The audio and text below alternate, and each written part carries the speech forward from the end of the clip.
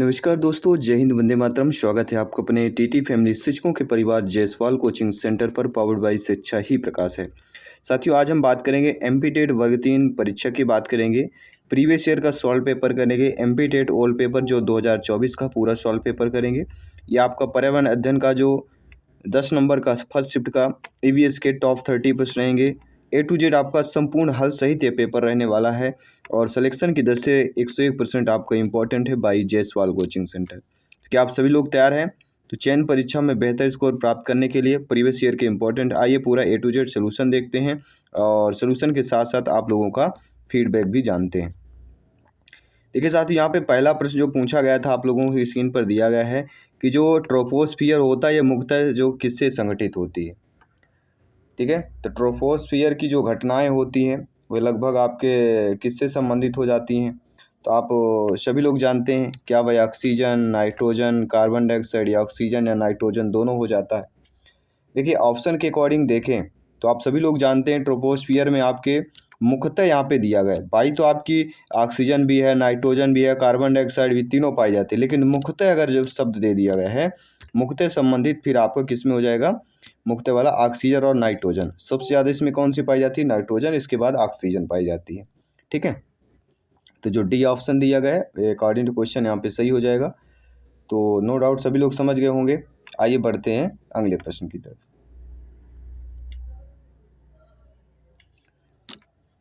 दूसरा प्रश्न क्या पूछा है? सभी को कमेंट करना है, सभी को फीडबैक करना है। मेरे प्यारे प्यारे भाइयों के प्यारी प्यारी बहनें, गृहिणी जिनका सपना अध्यापक अध्यापिका बनना, शिक्षक बनना, जायसवाल सर आप सभी का अभिनंदन और स्वागत कर रहे हैं। साथियों, सेकंड क्वेश्चन है कि ओजोन दिवस कब मनाया जाता है। तो आप भली भांति जानते हैं ओजोन लेयर, ओजोन से संबंधित प्रश्न पूछा ही जाता है। आंख बंद कर आपके भरोसा होना चाहिए कि 16 सितंबर। जी हाँ, सही 1994 में। कब की बात है ये? 1994 में। 1994 में संयुक्त राष्ट्र महासभा ने 16 सितंबर को ओजोन परत के संरक्षण के लिए अंतर्राष्ट्रीय दिवस घोषित किया था। इसके जो 1987 में ओजोन परत को नष्ट करने का पदार्थों पर जो मॉन्ट्रियल प्रोटोकॉल आया था, जिसे हम अगर मॉन्ट्रियल प्रोटोकॉल इस पर पूछा जाता है तो 1987 में आया प्रोटोकॉल। ये दोनों दिमाग में बैठा लीजिएगा। और इस पर हस्ताक्षर की स्थिति को मनाया जाता है। तो मॉन्ट्रियल प्रोटोकॉल अगर आता है तो 1987 करना है। और 16 सितंबर की अगर बात आती है, जो संयुक्त राष्ट्र महासभा है वो 16 सितंबर को ओजोन परत के संरक्षण के लिए अंतर्राष्ट्रीय दिवस घोषित किया गया था। तो हमारा मतलब आंसर से नहीं होता, आंसर डिटेल्स जाना है, क्योंकि इससे संबंधित अगर और भी प्रश्न आते हैं तब आप लोगों से क्या होना चाहिए? बनने चाहिए। ठीक है, चलिए बढ़ते हैं अगले प्रश्न की तरफ। अगला प्रश्न बहुत ही प्यारा सा प्रश्न है कि प्राथमिक कक्षा के छात्रों को ईवीएस सामग्री की किस प्रकार की समस्याओं की जानकारी दी जानी चाहिए। देखिए जब लोग अध्यापक अध्यापिका बनेंगे, शिक्षक बनेंगे, या तो आप भली भांति जानते समझते हैं प्राथमिक कक्षाओं की बात करेंगे, प्राथमिक बच्चों की बात की जा रही है। तो प्राथमिक कक्षा और प्राथमिक बच्चों में ईवीएस की सामग्री किस प्रकार की समस्याओं को जानकारी देनी चाहिए। देखिए जब आप नियुक्त होगी, आप लोग अध्यापक बनिए, तो खुद ही सोचिए क्या आप मनोरंजन से संबंधित जानकारी देंगे, क्या शैक्षिक तत्व पद से संबंधित देंगे, खेलकूद से देंगे, या गृह कार्य संबंधी देंगे। अगर हमसे आंसर नहीं बता, देखिए चारों ऑप्शन में आपको डिफरेंट कौन सा लग रहा है। तो कहीं ये मनोरंजन की बात, खेलकूद की बात, गृह कार्य की बात कर रहा है, लेकिन कहीं ना कहीं आप देखेंगे जो बी ऑप्शन आपको अलग ही दिख रहा है, शैक्षिक तत्व और पक्ष से संबंधित, कहीं ना कहीं रिलेट विथ एजुकेशनल की बात कर रहे हैं। तो यहाँ पे सेकंड ऑप्शन जो है एसबी ने सही माना है, बी ऑप्शन इधर राइट आंसर हो जाएगा। ठीक है, बढ़ते हैं अगले प्रश्न की तरफ। सभी कमेंट कीजिएगा। जायसवाल सर आप सभी का अभिनंदन और सभी का स्वागत करते हैं। अगला प्रश्न और भी आपका इंटरेस्टेड दिया गया है। प्रश्न इसलिए इंपॉर्टेंट है क्योंकि इस प्रकार के प्रश्न कई बार पूछे जाते हैं। प्रश्न में पूछा गया कि एक पौधे के विभिन्न भागों का वर्णन करने के लिए एक खंड को मल्टीमीडिया का उपयोग करके पढ़ाया गया था, जबकि दूसरे खंड को ब्लैक बोर्ड पर खींच कर जो है आरेख के माध्यम से पढ़ाया गया। तो पहले खंड के बच्चों की अवधारणा को बेहतर ढंग से समझा, इसका कारण क्या हो सकता है? यानी कि जो पहले मल्टीमीडिया का उपयोग करके पढ़ाया गया उसको ज़्यादा समझा गया, लेकिन जो ब्लैक बोर्ड के से पढ़ाया गया वो कम समझा गया है। तो जो जो मल्टीमीडिया वाला क्यों ज़्यादा समझा गया, इसका रीज़न बताना है। क्या वह मेधावी छात्र थे, या ब्लैक बोर्ड एक अच्छा साधन नहीं है, या साधन बेहतर निर्धारण के लिए सभी इंद्रियों को शामिल करता है, या मल्टीमीडिया का उपयोग तुलनात्मक रूप से खर्चीला होता है। आप सभी लोग बताइए कि इनमें से कौन सा आंसर आप लोगों का सही हो जाएगा। देखिए, आप सभी लोग जानते हैं कि साधन जो होता है बेहतर निर्धारण के लिए सभी इंद्रियों को शामिल करता है, इसलिए साधन जो दिया गया है, जो मल्टीमीडिया का उपयोग पढ़ाया गया था, उसमें सबसे बेहतर ढंग से इसीलिए बच्चों ने समझा।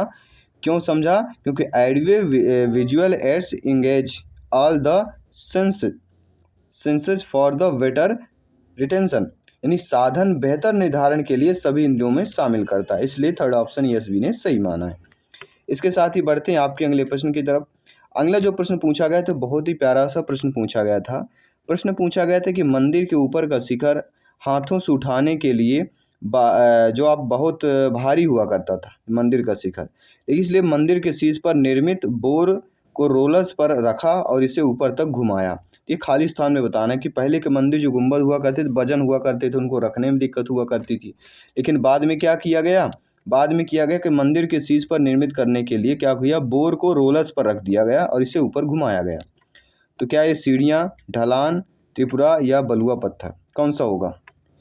ये आपको कमेंट करके बताना है। सभी लोग बताइए, इसका आंसर आपको कमेंट करना है कौन सा सही होगा। ये मंदिर बना हुआ है, इस मंदिर के जो शीर्ष पर किसके द्वारा जो है खाली स्थान यहाँ पे दिया गया ना कि मंदिर के शीर्ष पर निर्मित खाली स्थान, सीढ़ियों बोर रोलर्स पर रखा और ऊपर को घुमाया, ढलान बोर्स को रखा, पियत्रा बोर को या बलुआ पर रखा, तो किस बोर के रोलर्स को रखा गया जिससे ऊपर तक घुमाया गया, ये आपको कमेंट करके बताना है।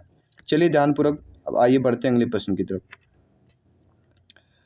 अगला प्रश्न और भी आपको इम्पोर्टेंट दिया गया है कि यदि कोई प्रतिदिन साबुन से स्नान करे तो निम्नलिखित में से कौन सी बीमारी जिससे अंधापन और अन्य दृष्टि की समस्या हो सकती है इसको फैलने से रोका जा सकता है? क्या वह यक्ष्मा है, कालाजारी है, डेंगू है, ट्रेकोमा है? तो बीमारियों से प्रश्न आता है, हमने आपको बताया था कि बीमारी से प्रश्न पूछा ही जाएगा। तो आप सभी लोग जानते हैं अगर प्रतिदिन साबुन से स्नान कर रहे हैं, इनमें जो बीमारी अंधापन और अन्य दृष्टि की समस्या हो सकती है इसको फैलने से क्या रोका जा सकता है? इसको हम बोलते हैं ट्रेकोमा। ट्रेकोमा एक संक्रामक बीमारी होती है जो आँख की सतह या पलकों पर बैक्टीरिया के संक्रमण के कारण होती है, ठीक है। और यह मुख्य रूप से गंदे पानी, खराब स्वच्छता के कारण फैलता है और साबुन से स्नान करने से बैक्टीरिया को धोया जा सकता है और इससे संक्रमण को फैलने से रोका जा सकता है। जो यक्ष्मा आपका दिया गया है, यक्ष्मा क्या है? यक्ष्मा एक संक्रामक बीमारी होती है जो बैक्टीरिया से ही होती है और यह मुख्य रूप से हवा के माध्यम से फैलता है और साबुन से स्नान यक्ष्मा के प्रसार को रोकने में मदद नहीं करता है। कालाजारी क्या होता है? काला आजार जो होता है यह एक संक्रामक बीमारी ये भी कहलाती है। ये कीड़ों के काटने से होती है। ये मुख्य रूप से जो बालू मक्खी होती है इसको काटने से फैलता है। तो बालू मक्खी से काटने से कौन सा काला आजार रोग फैलता है और ये जो है साबुन के स्नान से प्रसार को रोकने में मदद नहीं करता है। अब बात करेंगे डेंगू। तो डेंगू तो आप जानते ही होंगे, कई बार ये भी पूछा गया है, ठीक है। डेंगू कौन से मच्छर काटने से डेंगू रोग होता है ये आपको कमेंट करके बताना है। चलिए बढ़ते हैं अगले प्रश्न की तरफ। भारत के पास कितने विश्व धरोहर हैं? देखिए, भारत के पास देखा जाए तो कुल आपके 43 विश्व धरोहर है। 43 में आपके जो 35 है, 43 में जो 35 है वह सांस्कृतिक है। कितने हैं? जो 35 हैं, जो 35 विश्व धरोहर हैं वो आपके सांस्कृतिक है। इसमें से 7 जो आपके विश्व धरोहर हैं, 7 जो है प्राकृतिक है और एक मिश्रित है, यानी सांस्कृतिक और प्राकृतिक हैं। तो टोटल 43 होते हैं, लेकिन यहाँ पे 35 ऑप्शन सही हो जाएगा क्योंकि भारत के पास कितने विश्व धरोहर स्थल है यहाँ पे पूछा जाना चाहिए। सांस्कृतिक पूछा जाता है, 35 करना है, टोटल 43 होते हैं, प्राकृतिक 7 होता है और दोनों यानी मिश्रित यानी जो सांस्कृतिक और प्राकृतिक दोनों में आता है वह एक ही है, ठीक है। तो सभी लोग भली बात समझ गए।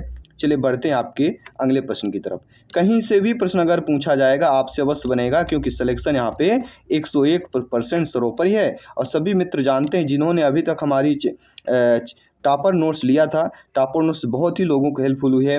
टॉपर नोट्स आपका 20% जो है प्रिपरेशन को मजबूत कर देती है और जिनको भी टॉपर नोट्स लेना है केवल व्हाट्सएप मैसेज करना है 9630689598।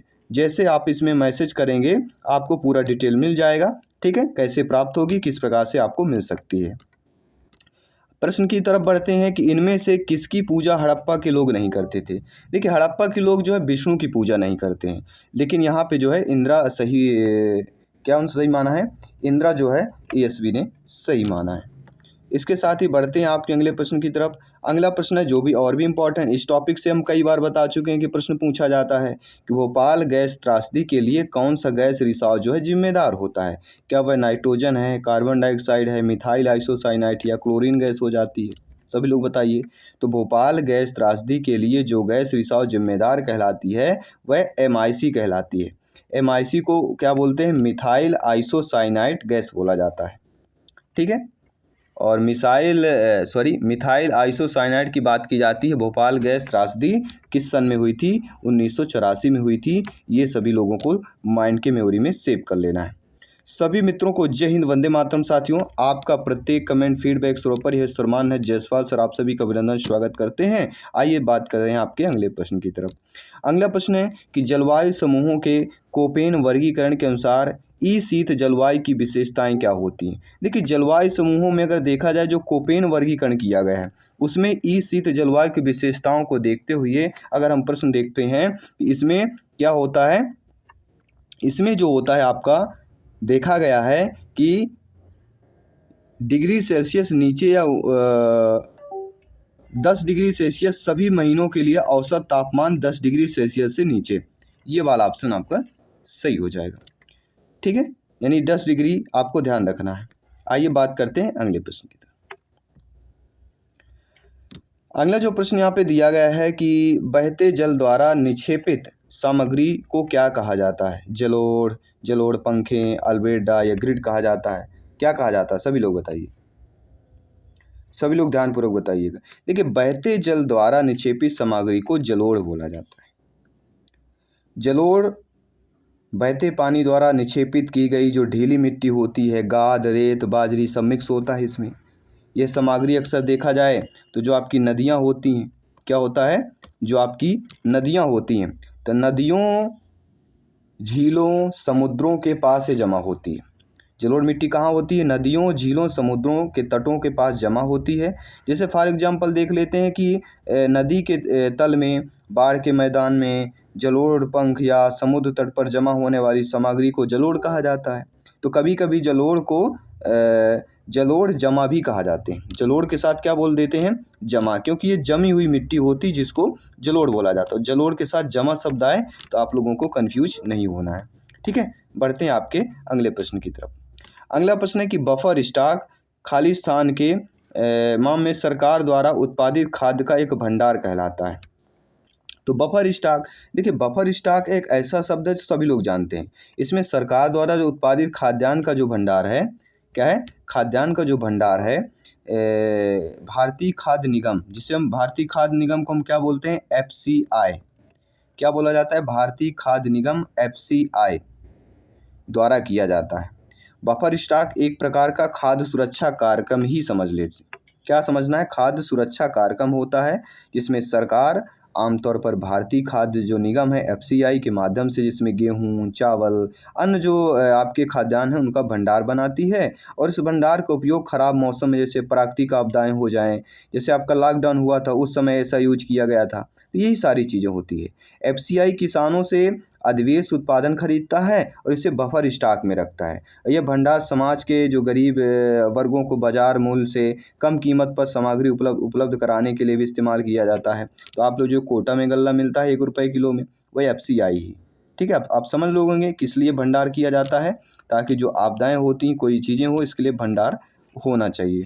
ठीक है, भूखा जो है व्यक्ति ना रह पाए, कुछ तो ऐसे भंडार गृह होना चाहिए। ऐसे पहले राजाओं के राज में भी ऐसे भंडार गृह हुआ करते थे, अनाज रखा जाता था।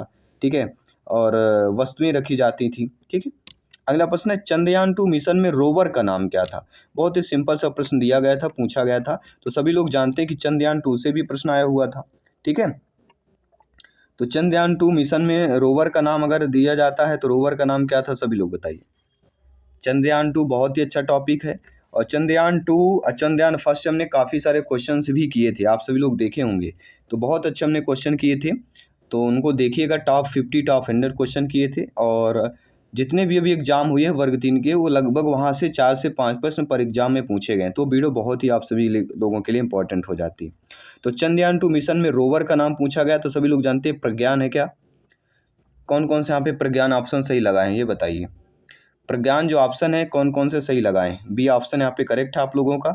चलिए बढ़ते हैं अगले प्रश्न की तरफ। सभी लोग समझ गए, बहुत बहुत धन्यवाद सभी का। सभी ब्रदर सिस्टर कमेंट कीजिएगा। जयसवाल सर आप सभी का अभिनंदन, स्वागत करते हैं। बढ़ते हैं अगले प्रश्न की तरफ कि निम्नलिखित में से कौन सा नवगठित अंतर सरकारी संगठन रेडियो खगोल विज्ञान के लिए समर्पित है? क्या वह आपका BLAO है, SKAO है, LWAO है या ASAO है? देखिए अगर यहाँ पे नवगठित अंतर सरकारी संगठन रेडियो खगोल अगर ये पूछ लिया जाता है तो आपको करना क्या है? SKAO, स्काओ जिसे बोला जाता है, स्क्वायर किलोमीटर एरे वेधशाला बोलते हैं। ठीक है, ये क्या होता है? एक नवगठित अंतर सरकारी संगठन है जो रेडियो खगोल विज्ञान के लिए समर्पित है। किसके लिए समर्पित है? रेडियो खगोल विज्ञान के लिए समर्पित है। और यह संगठन दुनिया भर के देशों को एक साथ लाता है जिसका उद्देश्य ब्रह्मांड के बारे में हमारी समझ को बदलना और उनके अत्यधिक जो रेडियो दूरवानी हैं उनका निर्माण संचालन करना। ठीक है, तो SKO का जो कह सकते हैं मुख्य जो उद्देश्य होता है वह अत्याधुनिक रेडियो दूरबीनों के माध्यम से ब्रह्मांड के बारे में हमारी समझ को बढ़ाना। और इसका मुख्यालय क्या अगर पूछा जाता है SKO का, स्काओ का मुख्यालय कहाँ? ब्रिटेन में, ये याद रखिएगा। इसका मुख्यालय अगर पूछा जाता है तो आपको होना चाहिए इसका मुख्यालय कहाँ पे? आपके ब्रिटेन में इसका मुख्यालय है। और इसके वर्तमान में सदस्यों के 10 देशों का सदस्य है जिनमें ऑस्ट्रेलिया, कनाडा, चीन, भारत, इटली, न्यूजीलैंड, दक्षिण अफ्रीका, स्वीडन, नीदरलैंड, UK ये सभी शामिल हैं। ठीक है, तो आई होप ये डिटेल बहुत ही आपको हेल्पफुल होने वाला है। आइए बढ़ते हैं आपके अगले प्रश्न की तरफ। अगला जो प्रश्न और भी आपका हेल्पफुल होगा क्योंकि राष्ट्रीय जैविक खेती के कितने निदेशक पूछा जा रहा है। तो राष्ट्रीय जैविक खेती के निदेशक कौन है इनके खेती के? तो NCOF है। NCOF को हम बोल सकते हैं डॉक्टर गणेश शर्मा जी। वे राष्ट्रीय जैविक और प्राकृतिक खेती के केंद्र हैं और गाजियाबाद में कार्यरत हैं। ठीक है, फर्स्ट ऑप्शन इधर राइट आंसर हो जाएगा। इसके बाद बढ़ते हैं अगले प्रश्न की तरफ। अगला प्रश्न आपका कह रहा है कि खरीफ की फसलें देश के विभिन्न भागों में खाली स्थान की शुरुआत के साथ उगाई जाती हैं, रिक्त स्थान भरिए।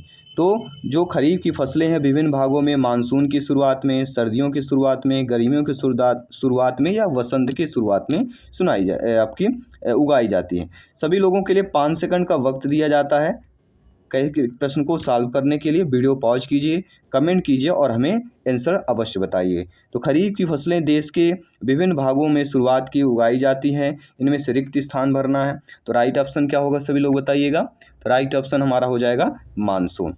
क्या हो जाएगा साथियों? Monsoon is the right answer हो जाएगा। ठीक है, चलिए बढ़ते हैं अगले प्रश्न की तरफ।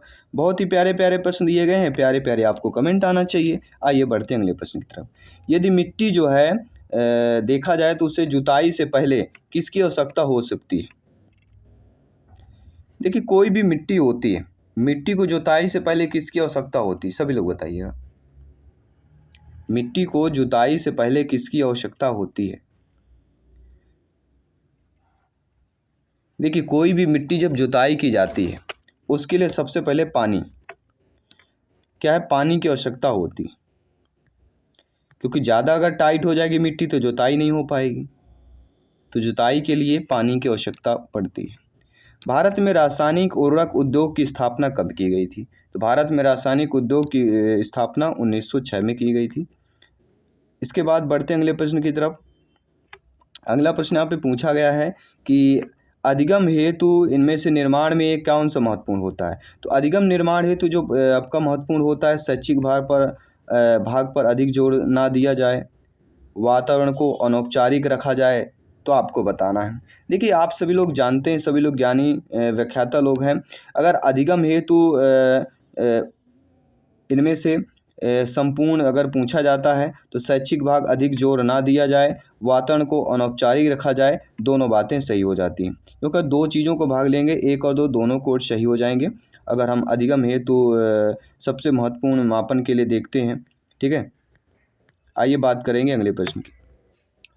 देखिए आपको जो अगला प्रश्न दिया गया ये भी आपको इम्पोर्टेंट ही दिया गया है। अगले प्रश्न की बात करता हूँ कि पर्यावरण अध्ययन में पाठों की योजना बनाते समय ये ध्यान रखना चाहिए कि अधिगम विधियों को छात्रों को खाली स्थान की खोज करने के लिए प्रोत्साहित करना चाहिए। आप देखिए सभी लोग जानते हैं जब भी हम पर्यावरण अध्ययन में पाठ योजना बनाएंगे, ठीक है, उस समय क्या हमें ध्यान रखना चाहिए कि अधिगम विधियों को छात्रों को खाली स्थान खोज करने के लिए प्रोत्साहित करना चाहिए। देखिए आपने भी पढ़ा होगा, डीएड बीएड का होगा तो पाठ योजना आपने भी बनाया होगा, ठीक है। इसमें इर्द गिर्द के वातावरण की खोज करने में संज्ञानात्मक, कला और सुविचार या खेलकूद जैसी शारीरिक गतिविधियां होती है।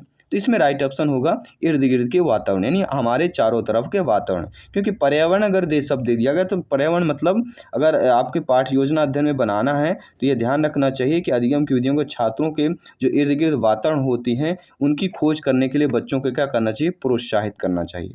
आसपास के जो बच्चे देखते हों उनके बारे में लिखें, उनको सोचें समझें और कुछ खोज करें।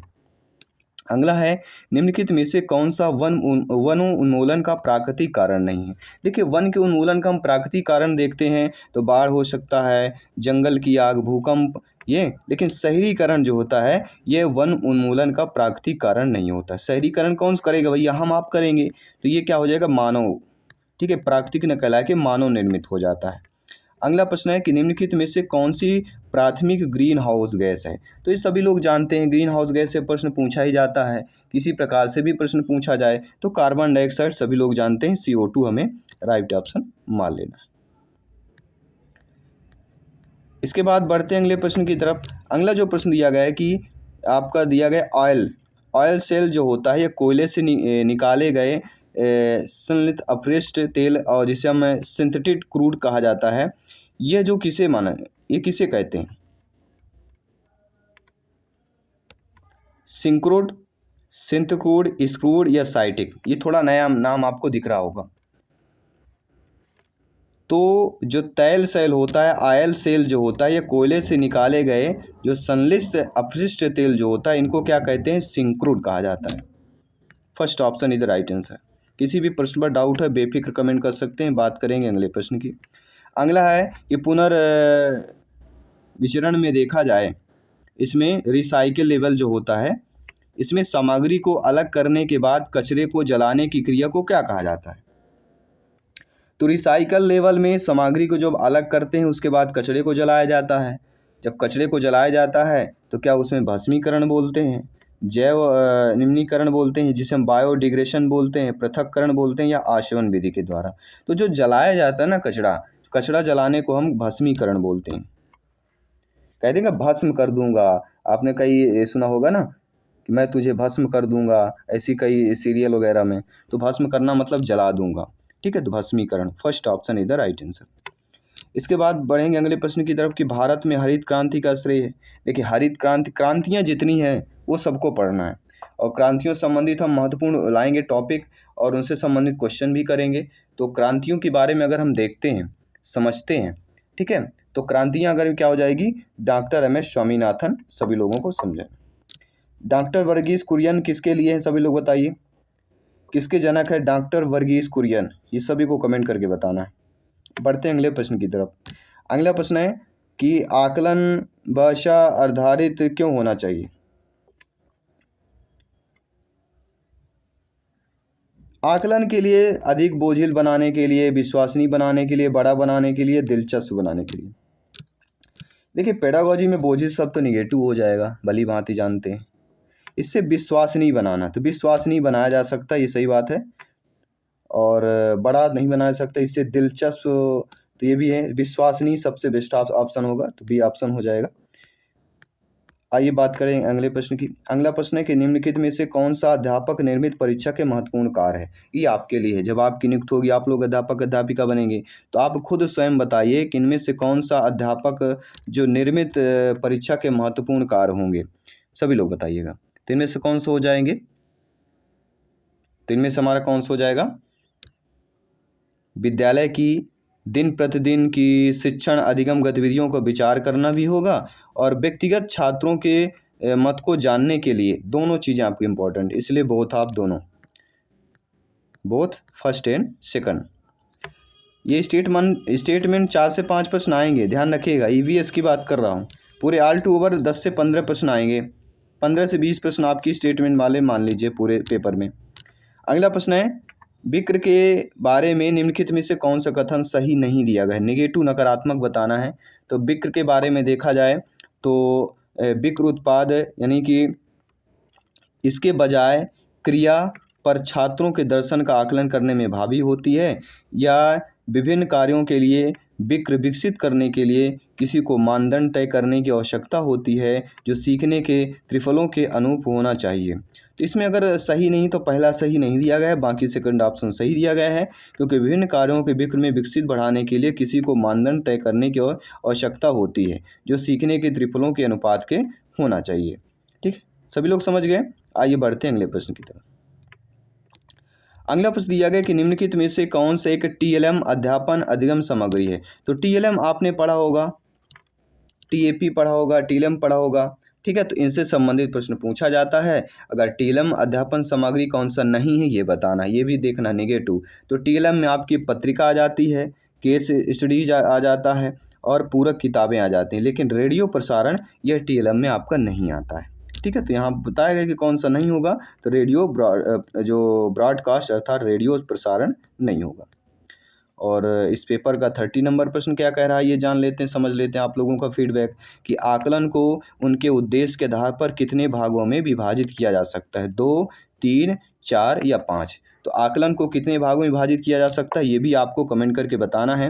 आंसर सभी लोग बताइएगा किसका राइट आंसर क्या होगा, खोज करिए, थोड़ा सा माइंड की मेमोरी में सेव करिए और प्रिपरेशन को मजबूत कीजिए। बाकी सभी पेपर हम A to Z करेंगे। जैसे आपका पूरा आपका रूल बुक आती है, रूल बुक के अकॉर्डिंग फिर आपके कंसेप्ट की क्लासेस शुरू करेंगे, प्रैक्टिस सेट करेंगे। तो जब तक रूल बुक नहीं आती है तो प्रीवियस क्वेश्चन को समझें, क्योंकि हमने देखा है कि 15 से 20% प्रीवियस से रिलेटेड ही पूछे जाएंगे, चाहे मैथ्स की बात करूं चाहे किसी की बात करूं, इनसे रिलेटेड आएंगे। और इस प्रकार हम इस पेपर में हम ये भी देखेंगे कि ये प्रश्न कहाँ कहाँ से उठा के पूछे गए हैं, इससे संबंधित फिर आगे जो प्रैक्टिस सेट करेंगे वो बेहतर तैयारी होगी। तो क्योंकि सिलेक्शन का रास्ता वहीं से आसान होगा और हमें इसी तरह प्रिपरेशन में लगे रहना है, तैयारी रखना है और माइंड की मेमोरी में A to Z सब कुछ नॉलेज से हो सकता है आप लोगों ने पेपर दिया होगा। तो वाइगोस्की के विचारों पर आधारित कक्षा में सबसे अधिक जो बल दिया जाता है और किस पर है, परस्पर अंतःक्रिया पर बल दिया जाता है। व्यापम ने से डी ऑप्शन को सही माना। इसके बाद आइए बात करते हैं अगले प्रश्न की। अगला प्रश्न यहाँ पे आपके स्क्रीन पर है, सभी को कमेंट करना है, सभी ब्रदर सिस्टर एंड टीचर सभी कमेंट कीजिएगा जिनका सपना है एग्जाम को क्वालिफाइड करना, 90+ अंक प्राप्त करना। साथियों, भाषा शिक्षण में खेल का सर्वाधिक महत्वपूर्ण स्थान होता है। क्यों होता है? क्योंकि भाषा शिक्षक को श्रम करना पड़ता है, खेल भाषा को विस्तार देते हैं, खेल में आनंद आता है, खेल में शारीरिक विकास होता है। तो जब आपकी नियुक्त होगी आप लोग अध्यापक अध्यापिका बनेंगे, इसलिए इस प्रश्न पूछा जा रहा है कि भाषा शिक्षण के तौर पे, यानी अगर भाषा के शिक्षक अध्यापक हैं तो भाषा शिक्षण में खेल का सर्वाधिक महत्वपूर्ण स्थान किस लिए माना जाता है? इसलिए माना जाता है क्योंकि खेल क्या करता है, भाषा के विस्तार देता है। क्योंकि खेल किसी एक व्यक्ति का होता नहीं, समूह में खेला जाता है, ग्रुप में खेला जाता है, और ग्रुप में जब खेला जाता है तो अन्य भाषाएं होती हैं, तो भाषाओं का भी आदान प्रदान होता है। ठीक है, चलिए बात करेंगे अगले प्रश्न की। अगला प्रश्न है, पाठ के अंत में अभ्यास और गतिविधियों का उद्देश्य नहीं है भाषा का विस्तार करना, सृजनात्मकता का विकास करना, बच्चों को अभिव्यक्ति के अवसर प्रदान करना, या प्रश्नों के उत्तर में सरलता से याद करवाना। अब देखिए, हम अक्सर आपसे बोलते हैं जहाँ पे अवसर शब्द हो वहाँ पे पॉजिटिव होगा, लेकिन प्रश्न कह रहा है कि पाठ के अंत में अभ्यास और गतिविधियों का उद्देश्य नहीं है, यानी निगेटिव हमें पहचानना है। तो भाषा का विस्तार करना पॉजिटिव होगा, सृजनात्मकता का विकास करना ये भी पॉजिटिव होगा, बच्चों के व्यक्ति के अवसर देना ये भी पॉजिटिव हो जाएगा। लेकिन प्रश्नों के उत्तर सरलता से याद करवाना, तो याद जो शब्द दे दिया गया ना यहाँ पे, याद करवाना, ये पेडागॉजी में क्या हो जाएगा, नेगेटिव हो जाएगा। तो पाठ के अंत में अभ्यास और गतिविधियों का उद्देश्य क्या नहीं होगा कि प्रश्नों के उत्तर सरलता से याद करवाना, ये नहीं होगा। अगर ऐसा प्रश्न आता है कि पाठ के अंत में अभ्यास और गतिविधियों का उद्देश्य क्या क्या होता है, तो भाषा का विस्तार करना होता है, सृजनात्मकता का विकास करना होता है, और साथ साथ बच्चों के अभिव्यक्ति को अवसर प्रदान करना, तो ये तीनों हो जाएंगे। तो अकॉर्डिंग टू क्वेश्चन यहाँ पे आप लोगों का डी ऑप्शन सही हो जाएगा। अगला प्रश्न जो पिछली बार पूछा गया प्रश्न था कि व्याकरण अनुवाद विधि के स्थान पर द्वितीय भाषा शिक्षण की वैज्ञानिक पद्धति की आवश्यकता सर्वप्रथम किसने प्रतिपादित की? अरस्तू ने, जॉन विलियम्स ने, जॉन कमेनियस ने, या जॉर्ज बैटिम्बेकन ने की बात करते? तो सभी लोग जानते हैं जब भी व्याकरण अनुवाद, देखिए व्याकरण अनुवाद एक ऐसा टॉपिक है, व्याकरण एक ऐसा टॉपिक है, हिंदी पेडागॉजी में एक प्रश्न तो आता ही व्याकरण से। ठीक है, तो व्याकरण में आगमन निगमन दोनों विधियां इंपॉर्टेंट होती हैं, ये तो आप सभी लोग जानते ही होंगे। प्रत्येक क्लास और प्रैक्टिस सेट में आप सभी लोगों को इन्फॉर्मेशन दी जाती है। ठीक है, तो व्याकरण अनुवाद विधि के स्थान पर द्वितीय भाषा शिक्षण की शैक्षणिक पद्धति की आवश्यकता सर्वप्रथम किसने दी है? और कोई नहीं, आपके जॉन कमेनियस ने दी है। ये प्रीवियस ईयर में पूछा गया प्रश्न। और इसके साथ साथ जिनको भी हिंदी लैंग्वेज की टॉपर नोट्स चाहिए, जिसमें कंप्लीट आपके ग्रामर पोर्शन रहेगा और हिंदी पेडागॉजी के इंपॉर्टेंट क्वेश्चन को वहाँ पे कंबाइन किया गया। इंपॉर्टेंट जो पॉइंट्स है, जो चीज़ आपको ध्यान देना, वो पॉइंट्स को इस नोट्स पर दिया गया है और कॉम्बिनेशन किया गया है। और साथ ही साथ इंपॉर्टेंट क्वेश्चन भी कुछ कंबाइन किए गए हैं, प्रीवियस पेपर भी एक कंबाइन किया गया है। तो जिनको भी टॉपर नोट्स प्राप्त करना हो, इसमें जो मैसेज कर देना है, ठीक है, 9630689598, इसमें व्हाट्सएप करेंगे। टॉपर नोट्स कैसे मिलेगी आपको पूरा डिटेल मिल जाएगा। चलिए बात करते हैं अगले प्रश्न की। क्योंकि आप लोगों को बेहतर तैयारी हम दे सकें, आप लोग इस बार 101% एग्जाम को क्वालिफाइड कर सकें, बाकी सभी क्लासेस, सभी प्रैक्टिस सेट जो है आपको फ्री ऑफ कॉस्ट यहाँ पे यूट्यूब पर मिल रही हैं। फेसबुक पेज पर भी फॉलो कर लीजिए और इंस्टाग्राम पेज को भी जरूर फॉलो कर लीजिएगा सभी अपडेट पाने के लिए। अगला प्रश्न है, भाषा शिक्षण में बालक में मौखिक कौशल के विकास के लिए सबसे कम महत्वपूर्ण क्या होता है? अक्सर पहले पूछा जाता है सबसे अधिक महत्वपूर्ण, अब क्या पूछा जा रहा है? सबसे कम पूछा जा रहा है। ठीक है, ये थोड़े लॉजिकल क्वेश्चंस हो जाते हैं। तो भाषा शिक्षण में बालक में मौखिक कौशल के विकास के लिए किसी विषय पर चर्चा करना, ये ज़्यादा हो जाएगा। बच्चों की बातचात को धैर्य से सुनना, ये भी हो जाएगा। प्रश्नों के उत्तर पूछना, ये कहीं ना कहीं कम लग रहा है। और अपनी बात कहने का पूरा मौका देना, तो बच्चों को अगर मौका दे रहे हैं तो ये मौखिक कौशल के लिए बेहतर हो जाएगा। लेकिन प्रश्नों का अगर उत्तर पूछना यहाँ पे सबसे कम हो जाएगा बाकी अदर अकॉर्डिंग। तो भाषा शिक्षण में बालक में मौखिक कौशल के विकास के लिए क्या क्या जरूरी है? चर्चा करना, धैर्य और सबसे बड़ी अपनी बात कहने का पूरा मौका देना। ठीक है, तो ये आपके चारों हैं, लेकिन सबसे कम बताना था, तो वो चीज़ें आप सभी लोग समझ गए होंगे। आइए बात करते हैं अगले प्रश्न की। साथियों, इनमें से मनुष्य को अपने दैनिक जीवन में सबसे अधिक क्रिया कौन सी करनी पड़ती है? बोलने की, लिखने की, सुनने की, पढ़ने की? सभी लोग बताइएगा। मनुष्य को आप स्वयं सोचिए, आपको दैनिक जीवन में सबसे अधिक क्रिया कौन सी करनी पड़ती है? और सभी लोग जानते हैं जो इस क्रिया को करता है वह हमेशा खुशहाल रहता है। सुनने की, सुन लीजिए, जो कोई कुछ बोल रहा है सुन लीजिए, बहुत अच्छा है। लेकिन जब बोलने का अगर जिसका अधिक है तो कहीं ना कहीं वो दिक्कतें आती हैं, क्योंकि सुनना महान में बताया गया है। अगर आप सुन लेते हैं तो वाकई में आप महान इंसान हैं। इस कल्चर की बात करें, इस समय की बात करें जो चल रहा है, तो सुनना बहुत ज़रूरी है। अगला प्रश्न है, भाषाई कौशलों के संदर्भ में कौन सा कथन सत्य नहीं दिया गया है? भाषाई कौशल एक साथ सीखी जाती है, क्रम से नहीं। भाषाई कौशल एक दूसरे से स्वतंत्र होते हैं, तो ये कई बार पूछा गया है। भाषाई कौशल एक क्रम से सीखे जाते हैं। भाषाई कौशल एक दूसरे को जो है प्रभावित नहीं करते हैं। तो अब आप ये को समझना है कि भाषा कौशल के संदर्भ में जो कथन सत्य नहीं कि भाषाई कौशल एक साथ सीखे जाते हैं, क्रम से नहीं, ये गलत है। क्योंकि भाषाई कौशल क्रम से सीखा जाता है। सुनना, बोलना, पढ़ना, लिखना एक साथ नहीं होता। तो भाषाई कौशल एक दूसरे के स्वतंत्र होते हैं, बिल्कुल सही बात है। भाषाई कौशल एक क्रम से सीखे जाते हैं, ये भी सही बात है। और भाषाई कौशल एक दूसरे को प्रभावित नहीं करते, ये भी सही बात है, प्रभावित नहीं करते। ठीक है, तो भाषाई कौशल एक साथ सीखे जाते हैं, क्रम से नहीं, ये आपका कथन जो है सत्य दिया गया है। और आइए बात करते हैं अगले प्रश्न की। अगला प्रश्न भी आपके एग्जाम में आया हुआ प्रश्न था, पेपर में पूछा गया प्रश्न था कि निम्नलिखित में से किस बोली में कृष्ण काव्य और रीतिकाल साहित्य का सृजन हुआ? बघेली, ब्रजभाषा, अवधी या भोजपुरी? सभी लोग बताइएगा। इनमें से जिस बोली में कृष्ण काव्य और रीतिकाल साहित्य का सृजन हुआ है वह हमारा कौन सा कहलाता है? सभी लोग बताइएगा। ब्रजभाषा, जी हाँ, ब्रजभाषा बोली में कृष्ण काव्य और रीतिकालीन साहित्य का सृजन हुआ है। बी ऑप्शन इधर राइट आंसर। ये आपके एग्जाम पे पूछा गया प्रश्न था। अगला प्रश्न साथियों, एक प्राथमिक शिक्षक के रूप में आप सतत और व्यापक आकलन करते समय किसे सर्वोपरि मानते हैं? कठिन शब्दों का सुतलेखन, लिखित प्रश्न पत्र, पाठ से देखकर सुलेख लिखना, बच्चों द्वारा विभिन्न संदर्भों में भाषा प्रयोग की क्षमता? तो आप सभी लोग जानते समझते हैं कि एक प्राथमिक शिक्षक के रूप में आप सतत और व्यापक आकलन करते समय किसे सर्वोपरि मानते हैं? तो बच्चों द्वारा विभिन्न संदर्भों में भाषा प्रयोग की क्षमता। डी ऑप्शन इधर राइट आंसर हो जाएगा। आइए बात करते हैं अगले प्रश्न की। उद्देश्यनिष्ठ मूल्यांकन की विशेषताएं नहीं हैं। क्या नहीं होती हैं? व्यापकता और व्यवहारिकता, विश्वसनीयता और वैधता, वस्तुनिष्ठता और विभेदकारी, या अव्यवहारिकता और वैधता की बात करते हैं।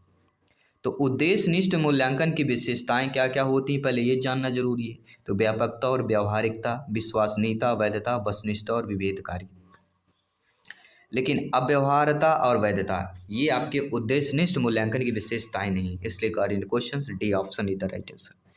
आई होप सभी लोग समझ रहे हैं। सभी लोग कमेंट कीजिएगा, मेरे प्यारे प्यारे भाइयों के, प्यारी प्यारी बहनें, गृहिणी जिनका सपना है अध्यापक अध्यापिका बनना, शिक्षक बनना। जायसवाल सर आप सभी का अभिनंदन और स्वागत करते हैं, सभी को हाथ जोड़कर अभिनंदन करते हैं, वेलकम करते हैं। तो यहाँ पे ध्यानपूर्वक समझना है कि पहली और दूसरी कक्षा में अगर भाषा शिक्षण के साथ ही कला शिक्षा को समेकित करने का उद्देश्य कौन सा नहीं होगा, और इसी प्रकार के प्रश्न पूछे जाएंगे। उद्देश्य पूछा जाता है लेकिन अब नहीं दे दिया जाता है, ठीक है। तो इसीलिए हमें अभ्यास और प्रैक्टिस करना है। तो पहली और दूसरी कक्षा में भाषा शिक्षण के साथ साथ कला शिक्षा को अगर समेकित किया जाए, जोड़ा जाए, तो कौन सा उद्देश्य आपका नहीं होगा। चित्रों के माध्यम से व्यक्ति का विकास ये हो जाएगा, बच्चों द्वारा आनंद की प्राप्ति, बच्चों को लेखन में परिपक्वता लाना, बच्चों की रचनात्मकता का विकास करना। अब देखिएगा यहाँ पे दूसरी कक्षा में भाषा शिक्षण के साथ कला शिक्षा को समेत करना।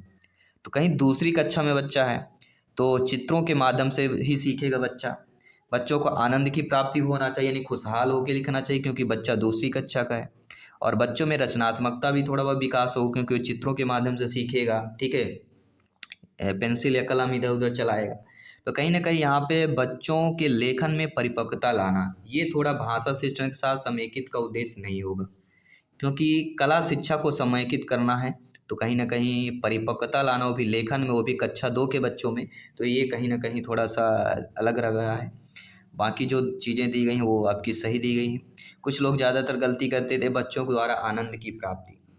तो दूसरी कक्षा का बच्चा अगर आनंद प्राप्त नहीं कर पाएगा तो बच्चा पढ़ भी नहीं पाएगा, ये आप सभी लोग जानते हैं। और हमेशा शिक्षकों का निर्देश भी दिया जाता है, खेल के माध्यम से बच्चों को पढ़ाएं, कविता के माध्यम से पढ़ाएं, ठीक है, जिससे बच्चे जो क्या करें, आकर्षित हो पढ़ने के लिए। अगला प्रश्न है, आदर्श वाचन के पश्चात कौन सा वाचन आवश्यक रूप से किया जाना चाहिए। ये पिछली बार आया हुआ प्रश्न है। विश्वास वाचन, संज्ञेय वाचन, अनुकरण वाचन या काव्य वाचन। तो सभी लोगों को जानता है आदर्श वाचन मतलब सही चीज़ें प्रक्रिया, मतलब आदर्श वाचन मतलब समझ रहे हैं ना, जो सही शब्द का अर्थ समझ सके। उसके पश्चात कौन सा वाचन आवश्यक रूप से किया जाना चाहिए। तो आदर्श वाचन के बाद जो है सबसे जरूरी होता है अनुकरण करना, ठीक है। आदर्श मतलब सही तरीके से बोलना, शुद्ध वाक्य, शुद्ध शब्दों को बोलना, इसके बाद उन शब्दों के अर्थ को अनुकरण करना। तो अनुकरण वाचन इसके बाद जरूरी होता है, आदर्श के बाद अनुकरण। अगला जो प्रश्न यहाँ पे दिया गया आप लोगों की स्क्रीन पर कि भाषा सीखने सिखाने के संदर्भ में गृह कार्य का उद्देश्य क्या होता है। कि सीखने को विस्तार देना, अभिभावकों को प्रसन्न करना, बच्चों को कार्य में व्यस्त रखना या कापियां भरवाना। तो एक शिक्षक के संदर्भ में भाषा सीखने सिखाने के संदर्भ में गृह कार्य का जो उद्देश्य होता है, सीखने को विस्तार देना होता है। सिंपल सी बात, ठीक है। क्योंकि रचनात्मकता भी पकड़ बनती है, तो इसलिए बच्चे जो गृह कार्य देते हैं कुछ न कुछ सीखते हैं, कुछ अपने ज्ञान से भी सीखते हैं, कुछ अपने बुद्धिमत्ता से भी क्वेश्चनों को हल करते हैं और पूछते हैं सर से कि हमने ऐसा किया है, क्या ये सही है। तो रचनात्मकता भी उनमें आती है। अगला, भाषाजन के संबंध में कौन सा कथन सत्य दिया गया। भाषाजन मतलब सीखना, भाषा सीखना एक उद्देश्य होता है। समाज, संस्कृति, परिवेश के अनुसार अर्थ ग्रहण को प्रक्रिया स्वाभाविक होती है। भाषा अर्जन में बच्चे को बहुत अधिक प्रयास करना पड़ता है, या कह सकते हैं कि भाषा अर्जन में किसी अन्य भाषा का व्याघात होता है। तो व्याघात तो नहीं होगा। तो भाषा अर्जन के संबंध में कथन यह है कि समाज, सांस्कृतिक परिवेश के अनुसार अर्थ ग्रहण की प्रक्रिया जो है स्वाभाविक होती है। बी ऑप्शन इधर राइट आंसर हो जाएगा। सभी लोग समझ गए। आइए बात करते हैं अगले प्रश्न की। भाषा विकास के संबंध में कौन सा कथन सही नहीं है। अब ये आपको बताना है। भाषा विकास व्यक्ति निरपेक्ष होता है। बड़ों का संपर्क भाषा विकास गति को तीव्र कर देता है। भाषा विकास व्यक्ति सापेक्ष होता है, या प्रारंभिक भाषाई परिवेश की समृद्धता भाषाई विकास में सहायक होती है। देखिए, भाषा विकास के संबंध में कि भाषा विकास जो व्यक्ति निरपेक्ष होता है, ये गलत होगा, ये कथन सत्य नहीं होगा। क्योंकि भाषा विकास के संबंध में बड़ों का संपर्क भाषा विकास की गति को तीव्र कर देता है। भाषा विकास व्यक्ति सापेक्ष होता है। क्या है? व्यक्ति सापेक्ष होता है, ना कि निरपेक्ष। प्रारंभिक भाषाई परिवेश की समृद्धता भाषाई विकास में सहायक होती है। अकॉर्डिंग टू क्वेश्चन यहाँ पे first option is the right answer. किसी भी प्रश्न पर डाउट है तो बेफिक्र आप लोग कमेंट कर सकते हैं, फीडबैक कर सकते हैं। आइए जानते हैं अगला प्रश्न। इनमें से मुहावरा दिया गया है, गज गज भर की छाती होना, इसका क्या अर्थ होगा? झंझट या परेशानी में फंसना, काम निकालने के लिए मूर्ख की खुशामद करना, अत्यधिक हानि पहुंचाना, अत्यधिक साहसी होना। देखिए ग्रामर जो आएगा वह आपके अपठित गद्यांश पद्यांश से शब्दों को लिया जाएगा, लेकिन ग्रामर यही आएगा, शब्द बदलेंगे, कहानी कथन बदलेगा, लेकिन आपका प्रश्न वही रहेंगे। तो यानी मुहावरा पूछा जाएगा। तो गज भर की छाती होना का अर्थ क्या होता है? अत्यधिक साहसी होना। कहते हैं इसका सीना बहुत बड़ा है, गज भर की छाती मतलब साहसी व्यक्ति है। अगला प्रश्न है, इनमें से कौन सा शब्द महिमा का पर्यायवाची नहीं? हो सकता है आपके गद्यांश पदांश से अलग शब्द से आ जाए तो पर्यायवाची एक आएगा ही। और अक्सर जो है पिछली बार का आया हुआ प्रश्न बता देता हूँ, ये गद्यांश पद्यांश मैंने लिया है, अब नहीं वाला ज़्यादा प्रश्न पूछा जा रहा है, इसलिए आपको प्रिपेयर रहना है, ठीक है। देखिए महिमा का जो पर्यायवाची होता है, महिमा नहीं, महत्ता होना, गौरव होना, प्रताप होना। लेकिन जो लागिमा दिया गया है, लगिमा जो है महिमा का पर्यायवाची नहीं होता, ठीक है। लगिमा का अर्थ अगर जाने तो लगिमा का अर्थ होता है शरीर को भार रहित करने की क्षमता को लागिमा कहते हैं। कहते हैं ना ये जो लक्ष्मण की रेखा, इसको लागना नहीं, मतलब वही लागिमा है, ठीक है। लागिमा एक संस्कृत शब्द होता है जिसका अर्थ होता है बहुत हल्का हो जाने की क्षमता, ठीक है। तो लागिमा को आपने समझ लिया। इसी प्रकार से आपके प्रश्न आएंगे। अगला प्रश्न है, विरक्त का विलोम शब्द पहचानना है। विमुख, अनुरक्त, आसक्ति रहित या उदासीन। तो विलोम शब्द आएगा, समझ लीजिएगा। विलोम शब्द को आपको पढ़ना है, समझना है थोड़ा उस अपठित गद्यांश के शब्दों को। तो विलोम में अगर क्या विलोम शब्द विरक्त दिया गया है तो विरक्त का हो जाएगा अनुरक्त, ठीक है। सभी लोग समझ गए। आइए बात करते हैं अगले प्रश्न की। अगला, निम्नलिखित में मापन के स्तरों में सबसे अच्छा कौन सा है? अनुपात होता है, नामिक होता है, क्रमिक होता है, क्रमिक एवं अंतराल होता है। तो मेरे प्यारे प्यारे शिक्षक बंधु सभी लोग जानते हैं आप लोग कि मापन स्तरों में अगर सबसे अच्छा पूछा जाता है वह अनुपात ही होता है। फर्स्ट ऑप्शन ही दे, क्योंकि अनुपात आपको बराबर कर देता है, आपका कितना होगा उसका कितना होगा, ठीक है, सीधा सीधा, क्योंकि दो पक्षों में होता है। अगला, भाषा शिक्षण के अंतर्गत श्रव्य सहायक सामग्री का उपयोग किसमें होता है? पिछली बार पूछा गया और आपको पता है श्रव्य दृश्य और यह दृश्य शब्द, इसमें से प्रश्न तो आएगा ही आएगा, एक नंबर ये आपका पक्का होना ही है।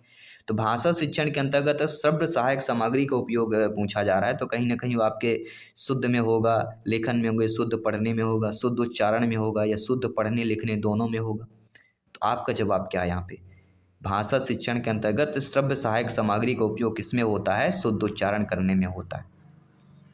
क्योंकि बच्चा जो है शुद्ध उच्चारण करने में क्यों होता है? क्योंकि शुद्ध उच्चारण होगा तो बच्चे सुनेंगे, जैसा बच्चा सुनेंगे वैसे बच्चे जानेंगे, उसको समझेंगे। अगला प्रश्न है, क्योंकि अगर आप बच्चे को का कबूतर लिखवाएंगे तो का बच्चे को बढ़ेगा। अगर आप बच्चों को काम में बड़ा का और छोटा माँ बताएंगे तो बच्चा का काम ही रहेगा।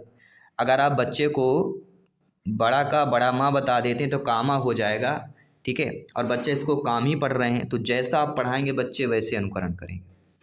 अगला, लोकोक्त दी गई है, भाई गति सांप छछूंदर केरी, इसका अर्थ क्या होगा? भाई गति सांप छछूंदर केरी, इसका अर्थ बताना है। बहुत ऊंचा होना या तेज गति वाला, वास्तविकता से अवगत होना, रहस्य की बात दूर से जान लेना, या दुविधा में होना या पढ़ना। तो भाई गति सांप छछूंदर केरी, इसका अर्थ है दुविधा में पड़ी, यानी दुविधा में होना या दुविधा में पढ़ना। D option is the right answer. इसके बाद अगला प्रश्न कि सत्याग्रह में समास होगा, तो सत्याग्रह में क्या समास होगा? तत्पुरुष, द्वंद्व, द्विगु या अव्ययीभाव। सभी लोग बताइएगा, सभी शिक्षक बंधु जिनका सपना है एग्जाम को फतेह करना। देखिए सत्याग्रह, सत्य के लिए आग्रह अर्थात तत्पुरुष समास, के लिए आ रहा है ना इसमें बीच में, तो के लिए क्या हो जाएगा? तत्पुरुष समास हो जाएगा, ठीक है। सत्य के लिए आग्रह, अतः यहाँ पे तत्पुरुष समास हो जाएगा। आइए बात करते हैं अगले प्रश्न की। अगला प्रश्न है, इनमें से कौन सा शब्द जो दिया गया है क्रिया से बना हुआ विशेषण नहीं होगा? तो क्रिया से बना हुआ विशेषण चालू होगा, कमाऊ होगा, पठित होगा, ये सारे क्रिया से बने हुए विशेषण हैं, लेकिन समझना ये क्रिया से बना हुआ विशेषण नहीं। तो ये भी अक्सर पूछे जाते हैं, तो सभी हर प्रकार के ग्रामर क्वेश्चंस के टाइप से आपको बनना चाहिए, सीखना चाहिए, समझना चाहिए। अगला, इनमें से कौन सा शब्द क्रिया से बना हुआ विशेषण है? वहाँ, यहाँ, कल या आज का। तो आप सभी लोग जानते हैं क्रिया से बना हुआ विशेषण इनमें आपका आज और का हो जाएगा। तो आज का ये क्या हो जाएगा? क्रिया से बना हुआ विशेषण कहला जाएगा। और इस प्रैक्टिस सेट का 25वां प्रश्न आपके स्क्रीन पर है कि इनमें से कौन सा शब्द जो है पुल्लिंग से बना हुआ स्त्रीलिंग है? काली, बड़ा, ऐसा या इनमें से कोई नहीं। इनमें से ऐसा शब्द आपको बताना जो पुल्लिंग से बना हुआ स्त्रीलिंग शब्द हो। ये आपको कमेंट करके इसका आंसर बताना है और साथ ही साथ 25 क्वेश्चनों में से आपका स्कोर क्या रहा है, आपका फीडबैक क्या रहा है, सभी को कमेंट करना है। और आपने सोचा कि 5 क्वेश्चन क्यों नहीं, क्योंकि 5 क्वेश्चन जो पूछे जाएंगे गद्यांश से ही रिलेटेड पूछे जाएंगे, उन्हीं से प्रश्न आएंगे। तो ये आपकी प्रिपरेशन है, तैयारी है, बेतुन करते रहिए। और सभी प्रैक्टिस सेट चल रहे हैं, प्लेलिस्ट बना दिया गया है। जिनको भी टॉपर नोट चाहिए, व्हाट्सएप नंबर भी आप सभी लोगों को पता होगा। व्हाट्सएप टेट में अक्सर इस टाइप के प्रश्न पूछे जाते हैं कि विजय विद्यालय में अपना लंच बॉक्स लाना भूल गया तथा यह कहते हुए दोस्त से उसका लंच साझा करने के लिए कहा, तुम्हें आज अपना लंच मेरे साथ साझा करना चाहिए क्योंकि कल मैंने तुम्हारे साथ अपना लंच साझा किया था। तो दोस्तों के बीच ये वार्तालाप के बारे में प्रश्न पूछा गया है कि लॉरेंस कोहलबर्ग के नैतिक विकास के सिद्धांत के अनुसार यह कथन किस अभिविन्यास प्रारूपों का हो जाएगा? कानून व्यवस्था, पश्च परंपरागत, आज्ञा पालन पूर्व परंपरागत, अच्छा होना परंपरागत, आदान प्रदान या परंपरागत हो जाए। तो आप सभी लोग जानते हैं लॉरेंस कोहलबर्ग के सिद्धांत में जिसमें दो विद्यार्थियों के बीच जो है, दो दोस्तों के बीच जो है साझा करने की बात की जा रही है। तो यहाँ पे जो राइट ऑप्शन हो जाएगा वह होगा आदान प्रदान परंपरागत हो जाएगा। लॉरेंस कोहलबर्ग एक अमेरिकी मनोवैज्ञानिक, इन्होंने बच्चों के साथ जो है 20 साल तक एक विशेष प्रकार का जो है प्रयोग इन्होंने किया है और बताया है। तभी इन्होंने पूर्व परंपरागत अवस्था, जिसे हम प्री इन्वेंशन स्टेज की बात करते हैं, फिर दूसरा परंपरागत अवस्था और तीसरा आता है उत्तर परंपरागत। 3 होते हैं, तीनों में अक्सर एग्जाम में प्रश्न पूछे जाते हैं। अगला प्रश्न क्या है कि समाज में विभिन्न लिंगों के लिए उपयुक्त मानी जाने वाली प्रारूपिक विशेषताओं के बारे में जन सामान्य की अवधारणाओं को क्या कहते हैं? जेंडर विभेदीकरण, जेंडर भूमिकाएं, जेंडर पहचान या जेंडर रूढ़वादिताओं की बात की जा रही। सभी लोग कमेंट कीजिएगा मेरे प्यारे प्यारे brothers and sisters and teachers and अध्यापक अध्यापिकाएं। तो समाज में विभिन्न लिंगों के लिए जो उपयुक्त की जाने वाले प्रारूपों और विशेषताओं के बारे में जन सामान्य की अवधारणा जिसे कहते हैं, किसे कहा जाता है? सभी लोग बताइएगा। और वह क्या हमारी कहलाती है? जेंडर रूढ़वादिताएं। जी हाँ, समाज में जो विभिन्न लिंगों पे उपयुक्त माने जाने वाली प्रारूप है, जो विशेषताओं के बारे में जन सामान्य अवधारणाओं को जेंडर रूढ़वादिता बोला जाता है। भी ऑप्शन सही हो जाएगा। और सभी लोग जानते हैं जब विभिन्न लिंगों की बात की जाएगी तो लिंगों का मतलब होता है जेंडर, ठीक है, इंग्लिश में। तो जेंडर रूढ़वादिता जो होगा वह सही हो जाएगा। इसके बाद अगला प्यारा सा प्रश्न पूछा जा रहा है, सभी लोग ध्यानपूर्वक कमेंट कीजिएगा। इसी प्रकार के प्रश्न पूछे जाते हैं कि हाल ही में पाठचर्या में ऐसी कहानियों को शामिल करने के लिए विवेकशील प्रयास किया गया है जिसमें पिता घर के कार्यों में लगा रहता है, माता साहसी गतिविधियों को करती है। यह कदम किस लिए होगा? यह कदम किस लिए महत्वपूर्ण होगा? ये जेंडर पक्षपात को सशक्त बनाता है, जेंडर रूढ़वादिता को समान करता है, ये जेंडर स्थिति को प्रोत्साहित करता है, या कह सकते हैं जेंडर को विभेदीकरण को बढ़ाता है। तो प्रोत्साहित पेडागोजी माना जाता है शब्द में, सभी लोग जानते हैं। लेकिन जो हमारा कह रहा है कि ऐसी कहानियों को शामिल करना जिसमें विवेकशील प्रयास किया गया है, पिता जो है घर के कार्यों में, माता साहसी गतिविधियों में, तो ये क्या हो जाएगा? ये जेंडर रूढ़वादिता को समान करता है। क्या है सही होगा? सभी लोग बताइए। बिल्कुल सही नहीं होगा। क्यों नहीं सही होगा? क्योंकि ये जेंडर विभेदीकरण को बढ़ावा देता है। ये समाज में व्याप्त जो कुरीतियाँ जो पीढ़ी दर पीढ़ी स्थानांतरित होती रहती हैं, इसकी सामाजिक मान्यता न होते हुए भी हमारा समुदाय वर्ग इसे मान्यता प्रदान करता है। तो ये विभेदीकरण को बढ़ा रहा है। इसके बाद अगला प्रश्न, वाइगोस्की के अनुसार जब एक वयस्क बच्चे के निष्पादन के वर्तमान स्तर को सहयोग द्वारा विस्तारित करता है तो उसे क्या कहते हैं? ये सीटेट में आया हुआ प्रश्न है, ध्यान दीजिएगा। तो वाइगोस्की के अनुसार जब वयस्क बच्चों के निष्पादन के वर्तमान के स्तर को सहयोग द्वारा विस्तारित करता है तो उसे क्या कहा जाता है? खोजपूर्ण अधिगम, समीपस्थ विकास का छेद, पाठ या ढांचा, अंतः व्यक्तिनिष्ठता। सभी लोग बताइएगा मेरे प्यारे प्यारे भाइयों के प्यारी प्यारी बहनें, गृहिणी, brothers, sisters and teachers. Right option क्या होगा दोस्तों? सभी लोग बताइएगा। तो राइट ऑप्शन दोस्तों हमारा आ चुका है,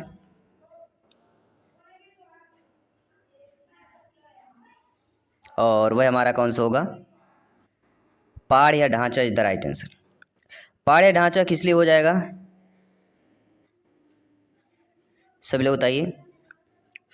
क्योंकि वाइगोस्की ने अधिगम के क्षेत्र में समीपस्थ विकास का क्षेत्र जोन ऑफ प्रॉक्सिमल डेवलपमेंट का सिद्धांत दिया है। समीपस्थ विकास का क्षेत्र दिया है ना, सभी लोग जानते हैं। लेकिन वह क्षेत्र जो बालक के सीखने से संबंधित है, इसमें बालक की कौशल युक्त व्यक्ति की सहायता से संबंधित हो जाएगा। तो बालक के संज्ञानात्मक विकास के लिए कौशल युक्त व्यक्ति की सहायता को वाइगोस्की ने क्या कहा है, स्कैफोल्डिंग। क्या कहा है दोस्तों, स्कैफोल्डिंग कहा है। और इसी को ही क्या बोला जाता है, पाड़ या ढांचा। तो स्कैफोल्डिंग याद रखिएगा।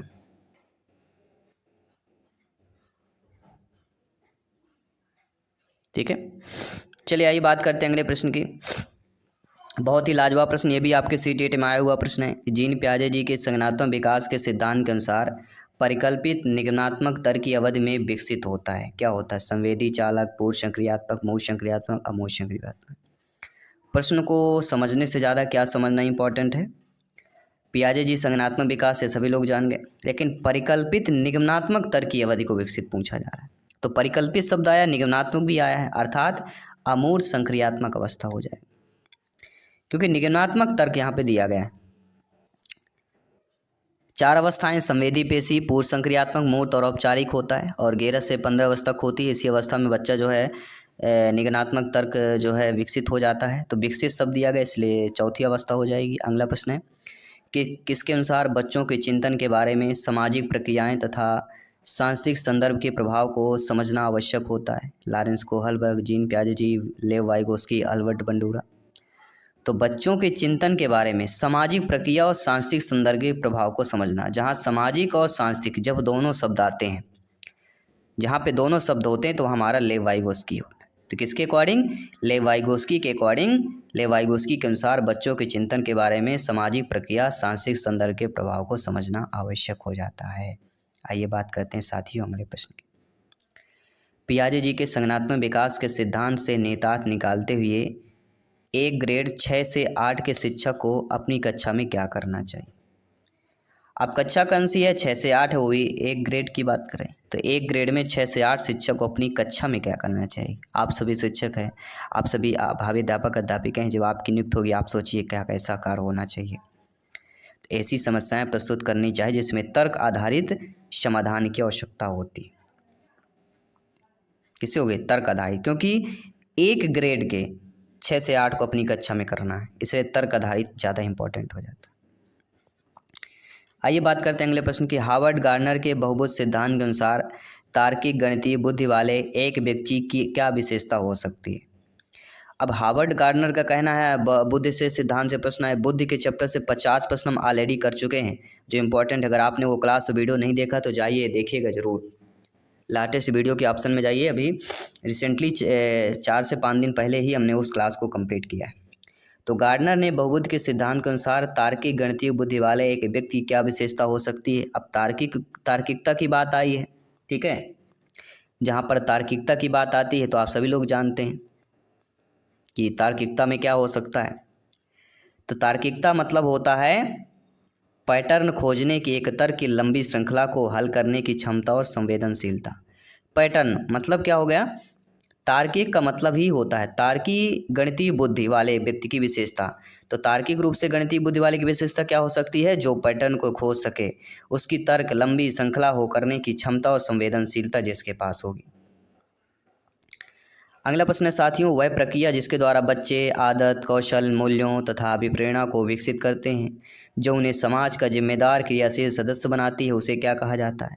अब आप सभी लोग जानते हैं जिसमें बच्चों की आदतें, कौशल, मूल्य, अभिप्रेरणा को विकसित किया जा रहा हो तो वह क्या हो सकता है। तो आप सभी लोग जानते हैं वह समाजीकरण ही हो सकता है। उन्हें समाज का जिम्मेदार क्रियाशील सदस्य मानती है, तो समाज का मान रही है तो समाजीकरण ही होगा। ठीक है, विकास में कितनी चीज़ें, 3 चीज़ें इंपॉर्टेंट है। अगर विकास शब्द है तो विकास शब्द में हमारा आ जाता है संस्कृति, सामाजिक संपर्क और भाषा। ये 3 चीज़ें विकास के लिए ज़रूरी है। संस्कृति हमारी, सामाजिक संपर्क होना चाहिए और भाषा। ठीक है, आइए बात करते हैं आपके अगले प्रश्न की। प्यारा प्रश्न दिया गया है, प्यारा सा फीडबैक करना है कि मानव विकास के संदर्भ में आनुवंशिकता तथा पर्यावरण की भूमिका के बारे में निम्नलिखित कथनों में कौन सा सही दिया गया है। अब यहाँ पे हमें आनुवंशिकता और पर्यावरण की भूमिका को ध्यान देना है, ठीक है। तो आनुवंशिकता पर्यावरण भूमिका का मतलब क्या होता है कि आनुवंशिकता एवं पर्यावरण दोनों एक जटिल पारस्परिक क्रिया के रूप में मानव विकास को क्या करते हैं, प्रभावित करते हैं। डी ऑप्शन इधर राइट आंसर हो जाएगा, क्योंकि मानव विकास के संदर्भ में आनुवंशिकता का जो प्रभाव होता है वह आनुवंशिकता के प्रभाव पर वृद्धि पर प्रभाव पड़ता है। पड़ता कि नहीं पड़ता, सभी लोग बताइए। वृद्धि पर प्रभाव पड़ेगा, चरित्र पर पड़ेगा, बुद्धि पर पड़ेगा। आनुवंशिक विकार युक्त की बात करेंगे, शारीरिक अंतर का प्रभाव, मानसिक विकास पर प्रभाव और व्यक्तित्व पर प्रभाव, ये सारे आ जाते हैं। अगला प्रश्न बहुत अच्छा प्रश्न है कि एक प्रगतिशील कक्षा में क्या संभावनाएं हो सकती हैं, क्या किया जा सकता है।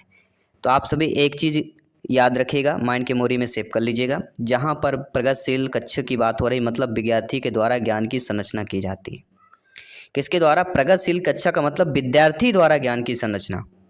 ये पॉइंट आपको ध्यान देना है। अगला, सतत एवं समग्र मूल्यांकन में क्या शामिल होता है। सतत मतलब लगातार, समग्र मतलब पूरा, लगातार संपूर्ण मूल्यांकन अगर हो रहा तो इसमें क्या क्या चीज़ें शामिल हो सकती हैं। देखिए, लगातार, सतत और समग्र मूल्यांकन भारत के स्कूलों में मूल्यांकन के लिए लागू एक नीति है, जिसे 2009 में आरंभ किया गया है। सतत का अर्थ ही होता है कि छात्रों की वृद्धि और विकास पक्षों का मूल्यांकन करना। इसलिए यहाँ पे विविध प्रकार की रणनीतियों का प्रयोग करते हुए दोनों को संरचनात्मक संकल्पनात्मक आकलन का प्रयोग करना इज द राइट आंसर। तो सतत और समग्र मूल्यांकन में क्या शामिल होता है, D option is the right answer हो जाएगा। अगला प्यारा सा प्रश्न दिया गया कि आपकी कक्षा के एक विद्यार्थी को विभिन्न स्रोतों से बार बार यह बताया गया है कि उसके सामाजिक वर्ग के लोग शैक्षिक क्षेत्र में निम्न स्तरीय प्रदर्शन करते हैं। इस रूढ़िवादिता एवं परिमाणिक रूढ़िवादिता आशंका के प्रभाव को कम करने के लिए एक शिक्षक को क्या पहल करनी चाहिए।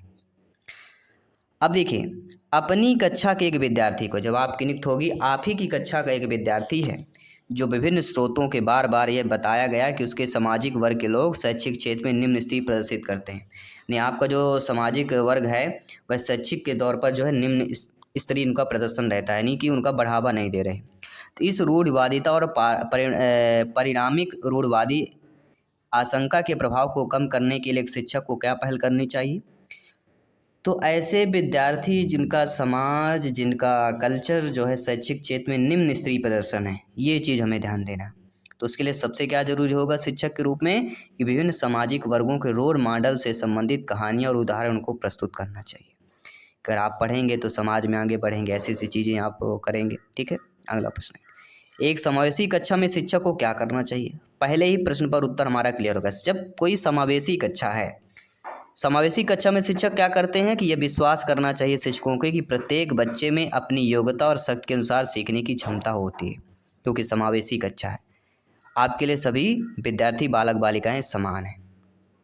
अगला, एक विद्यार्थी कक्षा में निम्नलिखित लक्षण प्रदर्शित करती है। कोई विद्यार्थी है, बालिका है, बालक है, जो इस प्रकार से जो है कक्षा में लक्षण जो है उनका प्रदर्शित होता है कि पढ़ने के प्रति चिंता, शब्दों या अक्षरों को पहचानने में कठिनाई, निम्न स्तरीय शब्दावली कौशल, पहले पढ़े हुए पाठ को समझने याद करने में कठिनाई हो, तो ये किसके सूचक होंगे। तो इस प्रकार की चीज़ें जब दी जाती हैं तो इस प्रकार के जो सूचक हो जाता है वह होता है अधिगम अशक्तता वाले विद्यार्थी, क्योंकि पढ़ने के प्रति चिंता, शब्दों अक्षरों को पहचानने में कठिनाई, निम्न सी शब्दावली कौशल है, पढ़े हुए पाठ को समझने और याद करने में कठिनाई हो रही, मतलब अधिगम अशक्तता वाले विद्यार्थी कैटेगरी पर आ जाएंगे।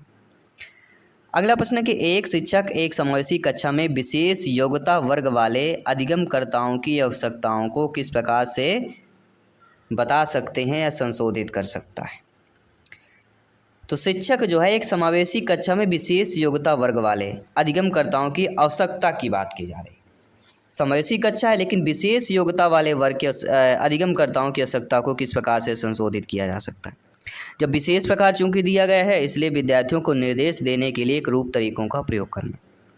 इसे सीटेट में पूछा गया प्रश्न था। अगला प्रश्न है, एक शिक्षिका अपनी कक्षा में सृजनात्मक विद्यार्थियों को किस प्रकार से प्रोत्साहित कर सकती है। आप ही से कक्षा में सृजनात्मक विद्यार्थी हैं, उनको प्रोत्साहित करना है। तो कहीं न कहीं अनेक परिप्रेक्ष्यों को प्रोत्साहित करके और मूल विचारों को महत्व देकर प्रोत्साहित किया जा सकता है। इसके बाद जो अगला प्रश्न है, बहुत ही अच्छा प्रश्न है कि निम्नलिखित में से कौन सा कारक कक्षा में सार्थक अधिगम का पक्ष लेता है। तो ऐसा कारक जो सार्थक अधिगम का पक्ष ले वह होगा विषय वस्तु तथा बच्चों के संपूर्ण कुशल क्षेम एवं अधिगम प्रति सराकोर रखना। डी ऑप्शन इधर राइट आंसर हो जाएगा। आइए अब सभी लोग समझ गए होंगे, ठीक है। आइए बात करते हैं अगले प्रश्न की। अगला प्रश्न, निम्नलिखित में से कौन सा जो है प्रभावशाली समस्या समाधान रणनीति का उदाहरण होगा। अब प्रश्न दिया गया हमारा प्रभावशाली समस्या समाधान रणनीति पूछा जा रहा है, ठीक है। तो प्रभावशाली समस्या समाधान रणनीति का एग्जाम्पल्स बताना है जो प्रभावकारी हो, कैसा हो, समस्या समाधान की रणनीति हो। मतलब समस्या को साधन साध्य विश्लेषण अनेक उपलक्ष्यों में विभाजित कर दिया जाए। जब समस्या साधन साधकों विश्लेषण को अनेक उपलक्ष्यों में विभाजित किया जाएगा तो वह आसान हो जाएगा। इसलिए प्रभावशाली समस्या का कोई भी समस्या समाधान की रणनीति बेस्ट यही है, उसको क्या करना चाहिए, विभाजित करने चाहिए, टुकड़ों में बांट देना चाहिए। निम्नलिखित में से कौन से शिक्षण अधिगम के लिए प्रभावशाली शिक्षण प्रणाली नहीं होगी। यानी आपके लिए जानना जरूरी कि शिक्षण अधिगम के लिए प्रभावशाली शिक्षण प्रणाली क्या क्या होनी चाहिए। यानी कि बच्चों को अंतर्दृष्टि के द्वारा अनुमान लगाने के लिए प्रोत्साहित करना, प्रयोग पर्यवेक्षण, संवाद परिचर्चा ये होनी चाहिए।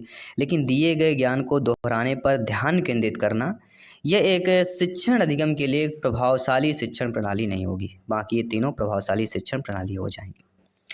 अगला प्रश्न है, शिक्षक कक्षा में पढ़ने में ध्यान ना देने वाले बच्चों से किस प्रकार का बर्ताव कर सकते हैं। देखिए, जब आप जाएंगे क्लास में पढ़ाएंगे तो कुछ ऐसे भी बच्चे मिलेंगे जो बच्चे पढ़ने में ध्यान नहीं देते हैं। तो एक शिक्षक रूप में किस प्रकार का आपको बर्ताव करना चाहिए उस कक्षा में उन बालकों से बात करना चाहिए, उनकी अरुचि का कारण जानने की कोशिश करना चाहिए। ये सीटेट में आया हुआ प्रश्न है। अगला प्रश्न है, संरचनावादी उपागम बताता है कि ज्ञान की संरचना के लिए अत्यंत आवश्यक है। देखिए, जो संरचनावादी उपागम होते हैं वे क्या बताते हैं कि ज्ञान की संरचना के लिए अत्यंत आवश्यक क्या होता है। तो ज्ञान की संरचना के लिए अत्यंत आवश्यक विद्यार्थी व पूर्वाज्ञान। जो विद्यार्थी का पूर्व ज्ञान होता है, उसने जो पहले सीखा है वो बहुत ही ज़्यादा इम्पोर्टेंट हो जाता है। अगला प्रश्न है, बच्चे अनेक घटनाओं के बारे में सहजानुभूत सिद्धांत की संरचना करते हैं। इस पृष्ठभूमि में एक शिक्षक को क्या करना चाहिए। बच्चे हैं, क्रिएटिविटी तो करेंगे ही करेंगे। तो बच्चे अनेक घटनाओं के बारे में सहजानुभूत सिद्धांत की संरचना कर रहे हैं। तो इस पृष्ठभूमि में शिक्षक के लिए क्या करना चाहिए। तो एक शिक्षक के तौर पर जो आपका कर्तव्य होता है कि संवाद के द्वारा बच्चों की इन अवधारणाओं को चुनौती देनी चाहिए, क्योंकि अनेक घटनाओं के बारे में बच्चे जो है सहजानुभूत सिद्धांत की संरचना कर रहे हैं। इसलिए आपको उनको साथ देना चाहिए। ऐसा ही कंसेप्ट चुनकर, सब्जेक्ट चुनकर उन पर जो है प्रतिक्रिया जानना चाहिए, उनकी सोच को जानना चाहिए, उनकी क्रिएटिविटी को इंक्रीज करना चाहिए। अगला, संज्ञान एवं संवेग के बीच किस प्रकार का संबंध होता है, रिलेशंस होते हैं। अब संज्ञान और संवेग की बात की जा रही है तो आप सभी लोग जानते ही होंगे कौन होगा कि द्विदिशी दोनों के बीच एक गतिशील पारस्परिक क्रिया होती है। ये दोनों क्या है, संज्ञान और संवेग, ये द्विदिशी है और इन दोनों के बीच क्या होता है, गतिशील पारस्परिक क्रिया होती। अगला प्रश्न, इनमें से कौन सा कारक है जो अधिगम को प्रभावित करता है। 4 कारक दिए गए, विद्यार्थी की अभिरुचि, विद्यार्थी का सामवेगिक स्वास्थ्य, शिक्षा स्तरीय रणनीतियाँ, विद्यार्थी का सामाजिक सांस्कृतिक संदर्भ। देखिए साथियों, ऐसा कारक जो अधिगम को प्रभावित करे। अधिगम मतलब सीखना। तो सीखने के लिए क्या क्या आपका देखिए, विद्यार्थी का अभिरुचि भी इम्पोर्टेंट है, विद्यार्थी की सामवेगिक स्वास्थ्य भी जरूरी है, शिक्षा शासकीय रणनीतियाँ भी जरूरी है और इसके साथ साथ विद्यार्थी का सामाजिक और सांस्कृतिक संदर्भ भी जरूरी है। इसलिए सभी ऑप्शन, तो सभी किस में दिया गया है, हम ध्यानपूर्वक देखेंगे। डी ऑप्शन में चारों दिए गए, इसलिए डी ऑप्शन को हम चयन कर लेंगे। अगला प्रश्न, निम्नलिखित में से क्या ज्ञान के सार्थक संरचना की प्रक्रिया का एक महत्वपूर्ण पहलू है। तो ज्ञान के सार्थक संरचना की प्रक्रिया के एक महत्वपूर्ण पहलू पूछा जा रहा है और महत्वपूर्ण पहलू क्या हो सकता है, सभी लोग बताइएगा। वही महत्वपूर्ण पहलू आप सभी लोगों को बताना है, क्या पहलू महत्वपूर्ण हो सकता है। और वह हो सकता है उद्दीपन प्रतिक्रिया का संबंध। क्यों हो सकता है, क्योंकि थर्मोडायनामिक उद्दीपन अंकुरिया का सिद्धांत है। आपने पढ़ा होगा स्टिमुलस और रिस्पॉन्स, SR का सिद्धांत आपने पढ़ा होगा। एस मतलब होता है स्टिमुलस जिसे हम उद्दीपक बोलते हैं, आर मतलब रिस्पॉन्स जिसे हम अनुक्रिया बोलते हैं। तो ये दोनों का जो ज्ञान है, उद्दीपन प्रतिक्रिया का संबंध जो है, ऐसा ज्ञान जो सार्थक संरचना की प्रक्रिया का महत्वपूर्ण पहलू हो जाएगा। एसआर थ्योरी के नाम से भी जाना जाता है, तो प्रयास और त्रुटि के सिद्धांत भी कहा जाता है, जो कि थर्नडाइक जी का है। तो कई बार पूछा जाता है, इन चीज़ों को भी आपको फोकस करना है, ध्यान देना है।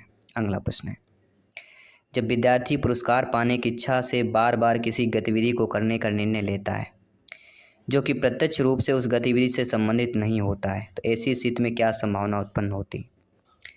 देखिए, जब बालक बालिकाएं पुरस्कार पाने की इच्छा से बार बार किसी गतिविधि को करने का निर्णय लेते हैं कि ऐसा करेंगे तो हमें पुरस्कार प्राप्त होगा, सम्मानित किया जाएगा, एक बार में नहीं हो रहा तो 2 बार, 3 बार, 4 बार में करते हैं, तो ऐसी प्रक्रिया की संभावना की बात की जा रही। जब ऐसी प्रक्रिया की संभावना मतलब अधिगम के प्रति भौतिकवादी और अभिवृत्ति का विकास की बात की जा रही, भौतिकवादी और अभिवृत्ति की बात की जा रही। अगला प्रश्न यहाँ पे बहुत अच्छा प्रश्न यहाँ पे कि बाल्यावस्था की अवधि से अवधारणा से क्या अभिप्राय होता है। अवधि तो आप सभी लोग जानते हैं, बाल्यावस्था की 6 से लेकर 12 वर्ष तक होती है। 6 से 9 पूर्व बाल्यावस्था, 9 से 12 उत्तर बाल्यावस्था। तो बाल्यावस्था की अवधारणा का अभिप्राय पूछा जा रहा है। अवधारणा का अभिप्राय मतलब यही होता है कि समकालीन सामाजिक संरचनावादी मनोवैज्ञानिकों के अनुसार यह एक सामाजिक संरचना होती। अवधारणा मतलब सामाजिक संरचना। इसमें आरंभिक विद्यालय की युग बोला जाता है, सर्वाधिक गंदी अवस्था भी बोलते हैं, स्फूर्ति की अवस्था भी बोला जाता है, जीवन का अनोखा काल भी कहा गया है, मूल संक्रियात्मक अवस्था भी कहा गया है। ये सब तो बाल्यावस्था को मूल संक्रियात्मक अवस्था भी कहा गया है। इन चीज़ों पर भी आपको नोटिस कर लेना है, नोट कर लेना है, माइंड की मेमोरी में सेव कर लेना है। अगला प्रश्न है, निम्नलिखित में से कौन सी जो है मध्य बाल्यावस्था की विशेषता होगी। तो बाल्यावस्था की विशेषताएं जरूर पूछी जाती, और ख़ासतौर पर मध्य बाल्यावस्था की विशेषता आपको पता होना चाहिए कि बच्चे तार्किक मूर्त रूप से सोचना क्या करते हैं, प्रारंभ कर देते हैं, परिपक्व नहीं होते हैं, प्रारंभ कर देते हैं। क्योंकि यह अवस्था आपके 9 से लेकर 12 वर्ष तक होती है, 11 वर्ष तक होती, जो आपकी जीन प्याजे जी की मूल संक्रियात्मक अवस्था से संबंधित हो जाती है। अगला है इस प्रैक्टिस सेट का 30वां प्रश्न है कि परिवार एवं पास पड़ोस बच्चों के समाजीकरण की मनोवैज्ञानिक एजेंसी है, प्राथमिक एजेंसी है, मध्य एजेंसियाँ हैं या द्वितीयक एजेंसी हैं। सभी लोग बताइए इस प्रकार का इन चारों एजेंसियों से एक एजेंसी से संबंधित प्रश्न आएगा, सीटेट में हर बार पूछा जाता है। तो आपके बताना कि परिवार जो पास पड़ोस होता है ये बच्चों के समाजीकरण की मिल जाएगा। तो चलिए देर न करते शुरुआत करते हैं पहला प्रश्न, जिसमें हम प्रीवियस प्रश्न भी करेंगे, संभावित प्रश्न भी करेंगे और इम्पोर्टेंट क्वेश्चन करेंगे। आइए जानते हैं प्रश्न क्या दिया गया है, सभी को ध्यानपूर्वक समझना है और 15 में से आप लोगों का क्या स्कोर है, फीडबैक है, सभी लोगों को कमेंट करके बताना है। तो असाधारण बच्चों के लिए उपचार के विवरण में जो भी हो, हमारा मुख्य कार्य किसी विशेष बच्चों को खाली स्थान बनने में सहायता करना होना चाहिए। ये प्रीवियस या पिछली बार आया हुआ प्रश्न है।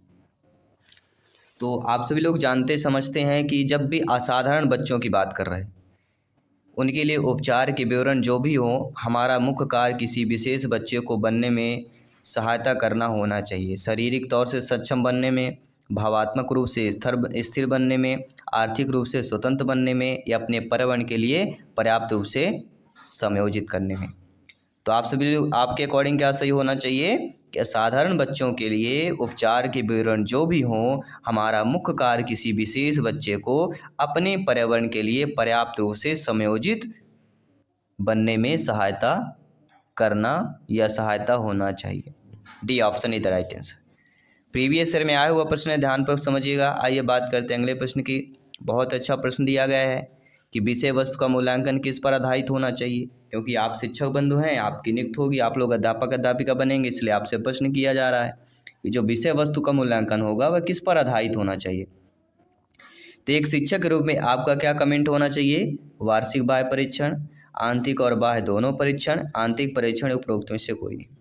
देखिए सभी लोग जानते हैं कि जब भी विषय वस्तु के मूल्यांकन, क्योंकि विषय वस्तु मूल्यांकन एक ऐसा टॉपिक है जहाँ से 1 नंबर का प्रश्न आना ही आना है। तो विषय वस्तु का मूल्यांकन किस पर आधारित होता है? आंतरिक और बाह्य दोनों परीक्षणों पर आधारित होता है, इसलिए यहाँ पे सेकंड ऑप्शन सही हो जाएगा।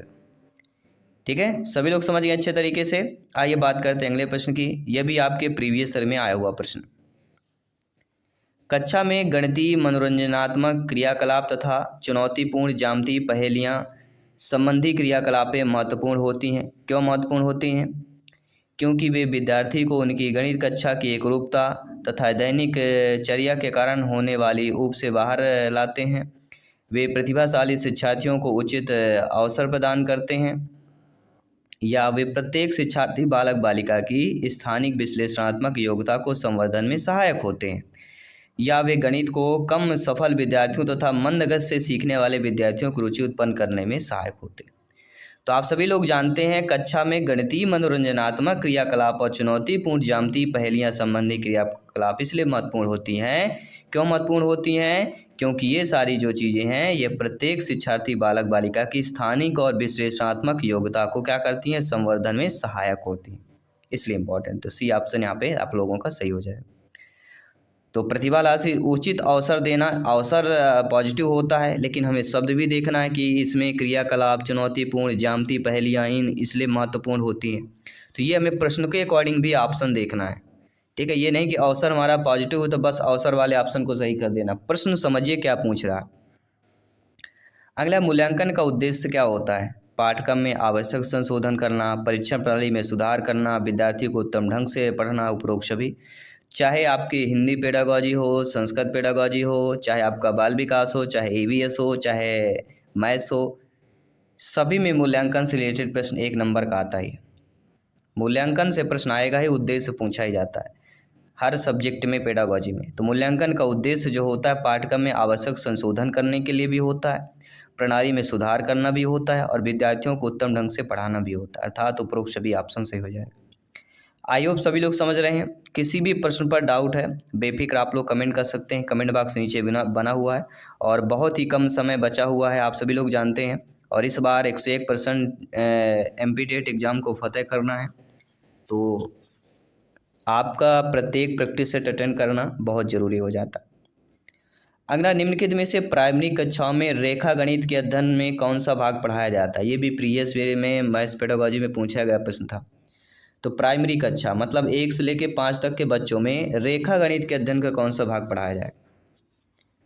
औपचारिक रेखा गणित, अनौपचारिक, केवल 1, केवल 2, या केवल 1, 2 दोनों, ना तो 1 ना तो 2। अब आपको ये चीज़ समझना कि प्राइमरी कक्षा के बच्चे हैं और उनको रेखा गणित अध्ययन पढ़ाना है। तो प्राइमरी कक्षा के बच्चे हैं तो कहीं कहीं हम औपचारिक रूप से तो नहीं पढ़ा सकते, उन्हें कैसे पढ़ाना पड़ेगा? अनौपचारिक रूप से, उदाहरण के द्वारा समझा कर, ठीक है। तो हमें किस प्रकार से पढ़ाना पड़ेगा? अनौपचारिक रूप से। जी हाँ, प्राइमरी कक्षा बालक बालिकाओं के रेखा गणित का अध्ययन अगर भाग का पढ़ाना है तो अनौपचारिक रेखा गणित उनको बताना पड़ेगा, ठीक है। तो अनौपचारिक मतलब केवल B option is the right answer. सभी लोग समझ गए? बहुत बहुत धन्यवाद सभी का। आइए बात करते हैं आपके अगले प्रश्न। अगला प्रश्न है, किसी परिकल्पना का परीक्षण करने के लिए करते हैं परीक्षण, मूल्यांकन, परीक्षा या परिणाम। क्या किया जाता है जब किसी परिकल्पना का हम परीक्षण करते हैं? किसी परिकल्पना का परीक्षण करने के लिए अब क्या करते हैं? तो आप सभी लोग जानते हैं क्या वह परीक्षण है, मूल्यांकन है, परीक्षा है, परिणाम है? सभी लोग बताइए। तो परिकल्पना पर शब्द आता है, परीक्षण में भी पर शब्द आता है। तो हमारे प्रश्न पर उत्तर दिया गया है कि किसी परिकल्पना का परीक्षण करने के लिए क्या करते हैं? क्या करते हैं? परीक्षण करते हैं। किसी परिकल्पना का परीक्षण करने के लिए परीक्षण करते हैं।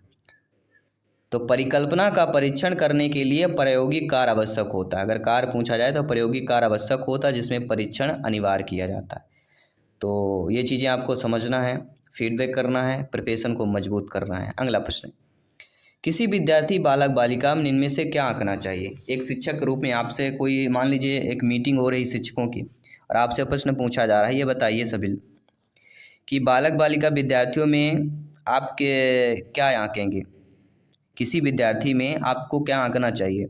गणितीय संप्रेषण, बिना समझे रटने की क्षमता, शिक्षक को सुनने की क्षमता, अवधारणाएं ना समझने पर भी प्रश्न ना पूछने की प्रवृत्ति। तो क्या करेंगे आप लोग? किस ऑप्शन को चुनेंगे? तो किसी विद्यार्थी में क्या आंकना चाहिए? अवधारणाएं ना समझने पर भी प्रश्न पूछने की प्रवृत्ति। क्या ऐसा ही दिया गया है? क्योंकि देखिए, बिना समझे रटने की क्षमता तो ये तो हम नहीं आंक सकते। शिक्षक को सुनने की क्षमता, तो ये क्षमता जो शब्द दिया गया सुनने की क्षमता, ये भी नहीं होगा। तो यहाँ पे अवधारणाएं ना समझने पर भी, अगर बच्चा कोई अवधारणा नहीं समझ रहा फिर भी प्रश्न ना पूछने की प्रवृत्ति, ये जो दिया है विद्यार्थी में आंकना चाहिए कि क्यों ऐसा किया जा रहा है। क्योंकि आप जानते समझते हैं कि अवधारणाएं ना समझने पर भी प्रश्न न पूछने की प्रवृत्ति ये आपके विद्यार्थियों में देखना चाहिए, आंकना चाहिए कि क्या बच्चा ऐसा क्यों कर रहा है, और उसका रीज़न पता करना चाहिए, उसका उपचारात्मक प्रक्रिया अपनानी चाहिए। अगला प्रश्न है, प्राथमिक स्तर पर विद्यार्थियों को माप का संदर्भ पढ़ाने के लिए निम्नलिखित में से कौन सा कथन सत्य होगा। अब आपको बालक बालिका को माप का संदर्भ पढ़ाना है, तो मापन प्रणाली आपके चैप्टर में ही है, ठीक है, सिलेबस में ही है। तो अप्रामाणिक मापों का उपयोग प्रामाणिक मापों के बाद करना है, प्रामाणिक मापों का उपयोग अप्रामाणिक मापों के बाद करना। जी हाँ, जो माप होती है उससे हम पहले अप्रामाणिक मापों को करेंगे, इसके बाद हम प्रामाणिक में करते हैं, ठीक है। क्योंकि हम बच्चों को प्राथमिक स्तर के बच्चों को पढ़ा रहे हैं, तो एग्जाम्पल बताएंगे कि एक बीता, एक हाथ, इतने फीट, इतना माप, इतना चीज़ें होती, इतना इंच होता है।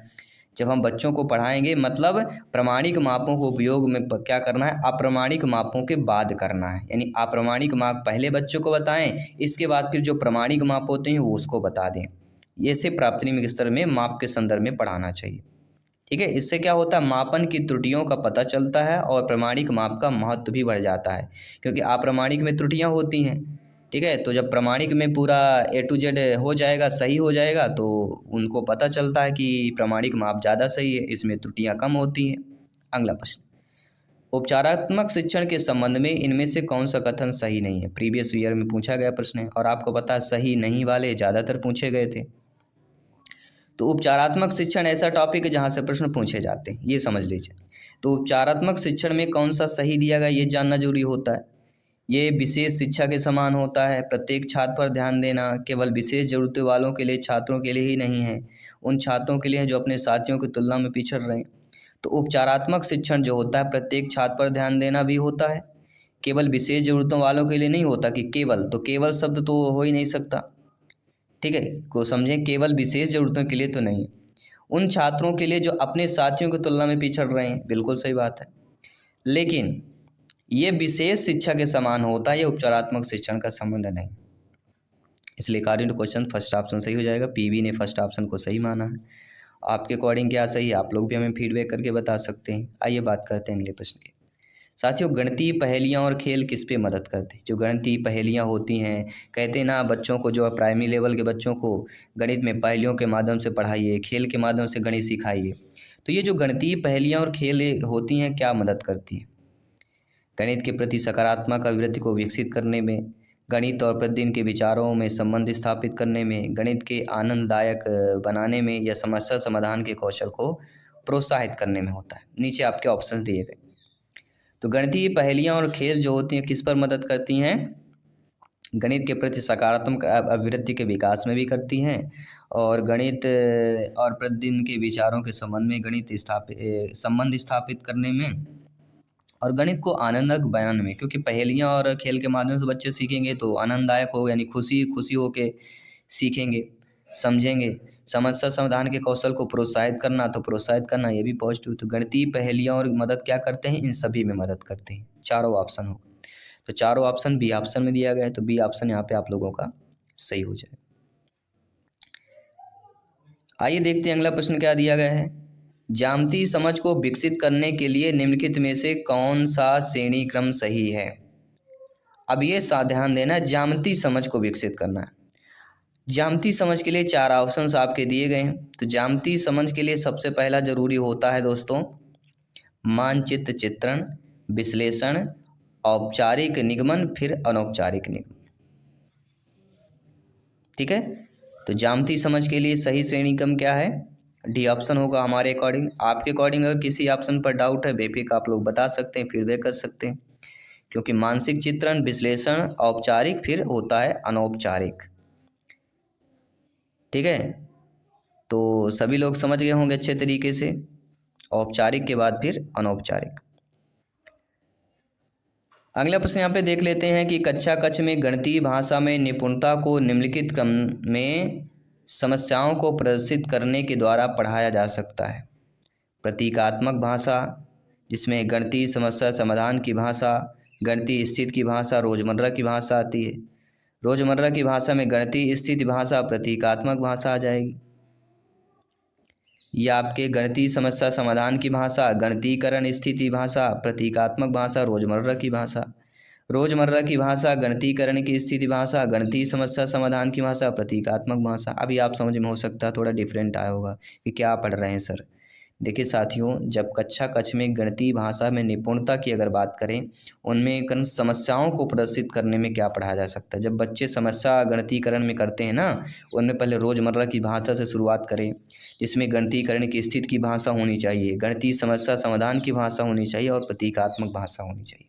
डी ऑप्शन सही हो जाएगा। तो ये क्रम पूछा जाएगा, किस क्रम से आपको बच्चों को अच्छे तरीके से पढ़ा सकते हैं, बता सकते हैं, समझा सकते हैं। अगला, कक्षा 2 के शिक्षक ने योग अर्थात जोड़ निम्नलिखित शाब्दिक प्रश्न को विद्यार्थी को हल करने हेतु दिया। तो जब आप कक्षा 2 के बच्चों को योग और जोड़ वाला देते हैं कि एक टोकरी में 5 सेब हैं, उनमें 7 सेब और डाल देते हैं तो टोकरी में कितने सेब हुए। इस प्रकार के शाब्दिक वाले जो प्रश्न होते हैं किस मॉडल श्रेणी से होते हैं, संवर्धन, पृथक्करण, योग की पुनरावृत्ति या समुच्चय। तो अगर एक टोकरी में 5 हैं, 7 और डाल देते हैं तो टोकरी में कितने सेब हुए, तो कहीं ना कहीं यह जो शाब्दिक प्रश्न है आपके समुच्चय मॉडल श्रेणी से संबंधित हो जाता है। डी ऑप्शन यहाँ पे सही हो जाएगा। ठीक है, समुच्चय का मतलब होता है वस्तुओं का संग्रह करना, इकट्ठा करना। ठीक है, सभी लोग समझ गए, नो डाउट। आइए बात करते हैं अगले प्रश्न के। विद्यार्थी बालक बालिका के गणितीय निष्पादन अवरोधन के साथ संबंधित चाक्षुष स्मृति अवरोध का संभावित संकेतक है। संख्या रेखा का प्रयोग करने में कठिनाई, एक क्रम में गणना करने में कठिनाई, छोटे परिचालनों के साथ व्यवहार करने में कठिनाई, गणितीय संबंधी तत्वों के संधारण में अयोग्यता और समय बताने में कठिनाई। तो आप जानते हैं इसी प्रकार के एग्जाम में प्रश्न आते हैं। वो सरल वाले प्रश्न नहीं आएंगे, एक लाइन और 4 ऑप्शन मिल गए, उत्तर दे दिया। अब कठिन प्रश्न आते हैं। तो शिक्षार्थी बालक बालिका के गणितीय निष्पादन अवरोधन के साथ संबंधित चाक्षुष स्मृति अवरोध का संभावित जो संकेतक होगा वह है गणित संबंधी तथ्यों को संधारण में अयोग्यता और समय बताने में कठिनाई हो जाए।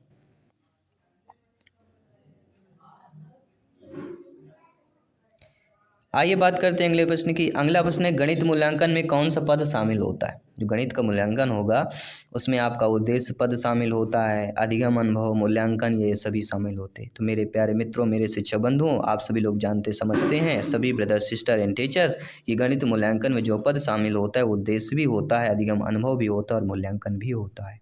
अर्थात साथियों, उपरोक्त सभी ऑप्शन इधर राइट आंसर। तो 15 प्रश्न हमारे कंप्लीट हो चुके हैं। आइए एक मॉक क्वेश्चन दे रहे हैं आप सभी लोगों को, इसका आंसर आपको कमेंट करके फीडबैक करके बताना है कि आंकड़ों के विश्लेषण संबंधी विद्यार्थियों की समझ का आकलन करने के लिए सर्वाधिक उचित रूपात्मक कार्य होगा। ये पिछले ईयर में पूछा गया प्रश्न है, एमपी टेट में आया हुआ प्रश्न है, इसलिए हम आप सभी के लिए मॉक क्वेश्चन में दे रहे हैं कि आंकड़ों के विश्लेषण संबंधी, जी हाँ साथियों, आंकड़ों को विश्लेषण संबंधी विद्यार्थी बालक बालिका की समझ का आकलन करने के लिए सर्वाधिक उचित रूपात्मक कार्य बताना है। भूमिका निर्वाह, जिसे हम रोल प्ले कहते हैं, वर्ग पहेली, सर्वेक्षण आधारित परियोजना या प्रश्नोत्तरी, कौन सा सही होगा सभी को कमेंट करके बताना है। और 15 प्रश्नों में से आप लोगों को कितना स्कोर हुआ सभी को कमेंट करना, फीडबैक करना। बाकी सभी सब्जेक्ट की प्रैक्टिस चल रही है, सभी ज्वाइन कीजिए, अपना स्कोर शेयर कीजिए और अभ्यास कीजिए अभी से, ताकि एग्ज़ाम आते आते आप बिल्कुल प्रिपेयर हो जाएं और 101% एग्ज़ाम को फतेह कर पाएँ। तो धन्यवाद सभी का, जय हिंद, वंदे मातरम। पूरा कमेंट करके फीडबैक करके बताना है। अधोलिखितेषु कथम उद्देश्यम भाषा शिक्षणस्य उद्देश्यम नस्ति। इनमें से कौन जो है उद्देश्य भाषा शिक्षण का उद्देश्य नहीं है।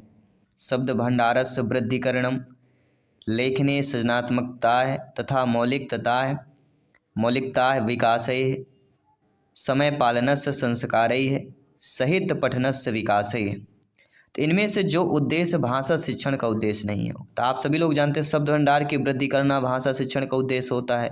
लेखन में सृजनात्मकता के साथ मौलिकता का भी विकास होना, ये आपके भाषा शिक्षण का उद्देश्य होता है। लेकिन समय पालन संस्कार है, समय के पालन के अनुसार संस्कार जो है ये आपके भाषा शिक्षण का उद्देश्य नहीं होता है। बाकी साहित्य पठन से विकास है, साहित्य के पठन का विकास करना ये होता है। तो जहाँ पे विकास की बात करें, जहाँ पे वृद्धि की बात करें, वो आपका भाषा शिक्षण का उद्देश्य हो। तो according to question third option, ये भाषा शिक्षण का उद्देश्य नहीं होगा, ये प्रीवियस में आया हुआ प्रश्न है। इसके बाद दूसरा प्रश्न है जो स्क्रीन पर है, सभी को ध्यानपूर्वक कमेंट करना है और फीडबैक करना है। सभी मित्रों को जय हिंद, वंदे मातरम साथियों। दूसरा प्रश्न है, छात्रान उत्कृष्ट लेखकान कर्तुम शिक्षकै कुत्र अधिकम ध्यानम द्यात यस्य महत्तम सर्वाधिकम। अर्थात साथियों, छात्र बालक बालिकाओं में उत्कृष्ट लेखन करने के लिए शिक्षक जो है कुत्र अधिकम, इनमें से कौन अधिक ध्यान यस्य महत्तम सर्वाधिकम, ध्यान देने के लिए महत्व सर्वाधिक होगा। अव्यक्त की, शब्दावधि की, हस्ताक्षरम की, व्याकरण की।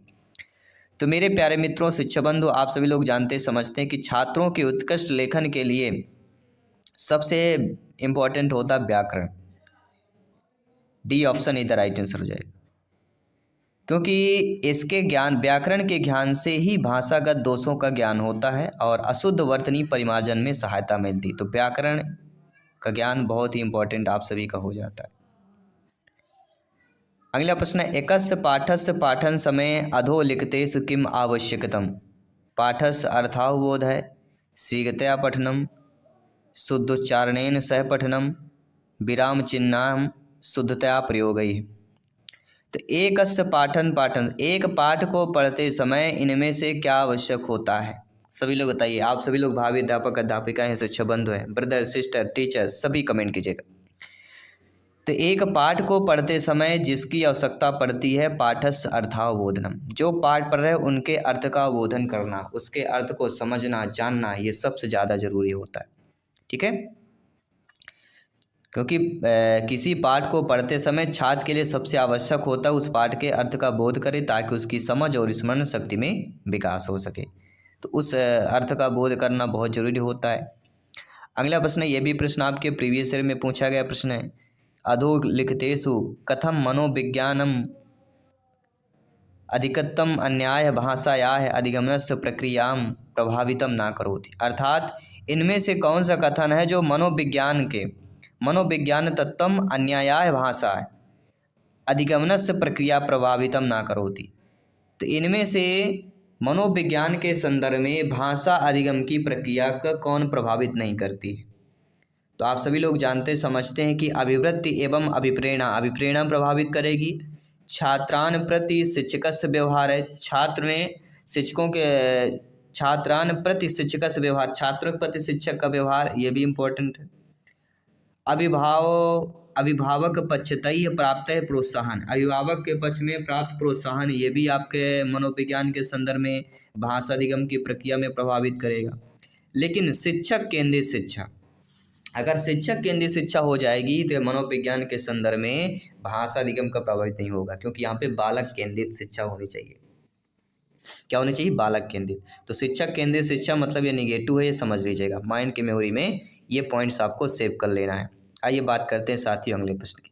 इस प्रश्न को ध्यानपूर्वक समझिएगा, क्योंकि इस प्रकार के प्रश्न ज़्यादातर पूछे जा रहे हैं कि प्रथम कक्षायाः भाषा पुस्तके अदौ वर्णमाला दीयते, ततः द्वयक्षर शब्दाः अनन्तरं त्रयक्षर शब्दाः अनन्तरं च कथाः कविताः च एवं पुस्तके का पद्धति अनुसरति। प्राथमिक स्तर पर सर्वप्रथम जो है वर्णमाला में दिया जाता है। वर्णमाला में 2 अक्षर, अनंत 3 अक्षर वाले जो शब्द होते हैं, और अनंत च कविता कहती, मतलब एक कविता जो 2 अक्षर वाले शब्द हैं और 3 अक्षर वाले शब्द हैं। तो इनमें से जो कविता होती है, ऐसी कविता का पाठ करना पुस्तके का पद्धति अनुसृति, इस पुस्तक में किस पद्धति का अनुसरण हो रहा है, अनुशासनात्मक, पाठ चर्या रूपरेखा पद्धति, ऊर्ध्वगामी पद्धति, अधोगामी पद्धति।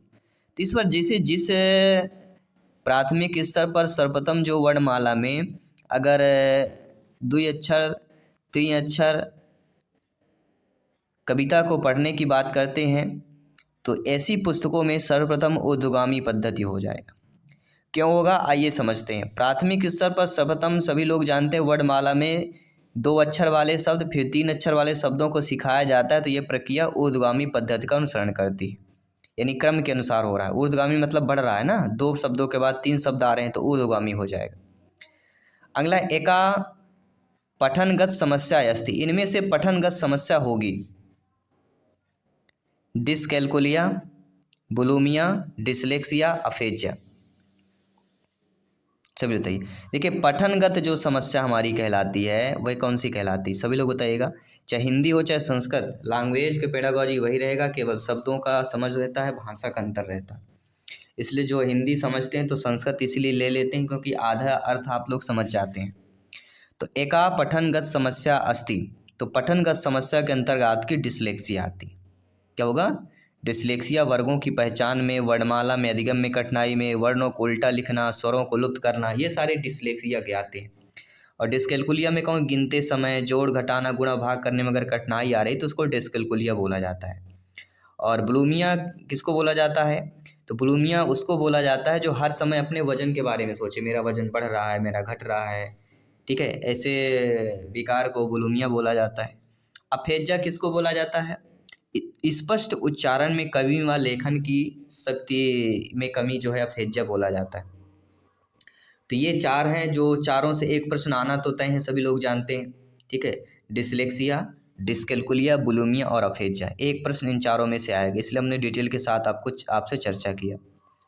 अगला प्रश्न है जो आपके प्रीवियस ईयर में पूछा गया प्रश्न था कि निम्नलिखितेषु कथनेषु तत् कथनम अस्ति यद्यपि पियाजे सिद्धांतानुसारम नए वक्तुम शक्यते।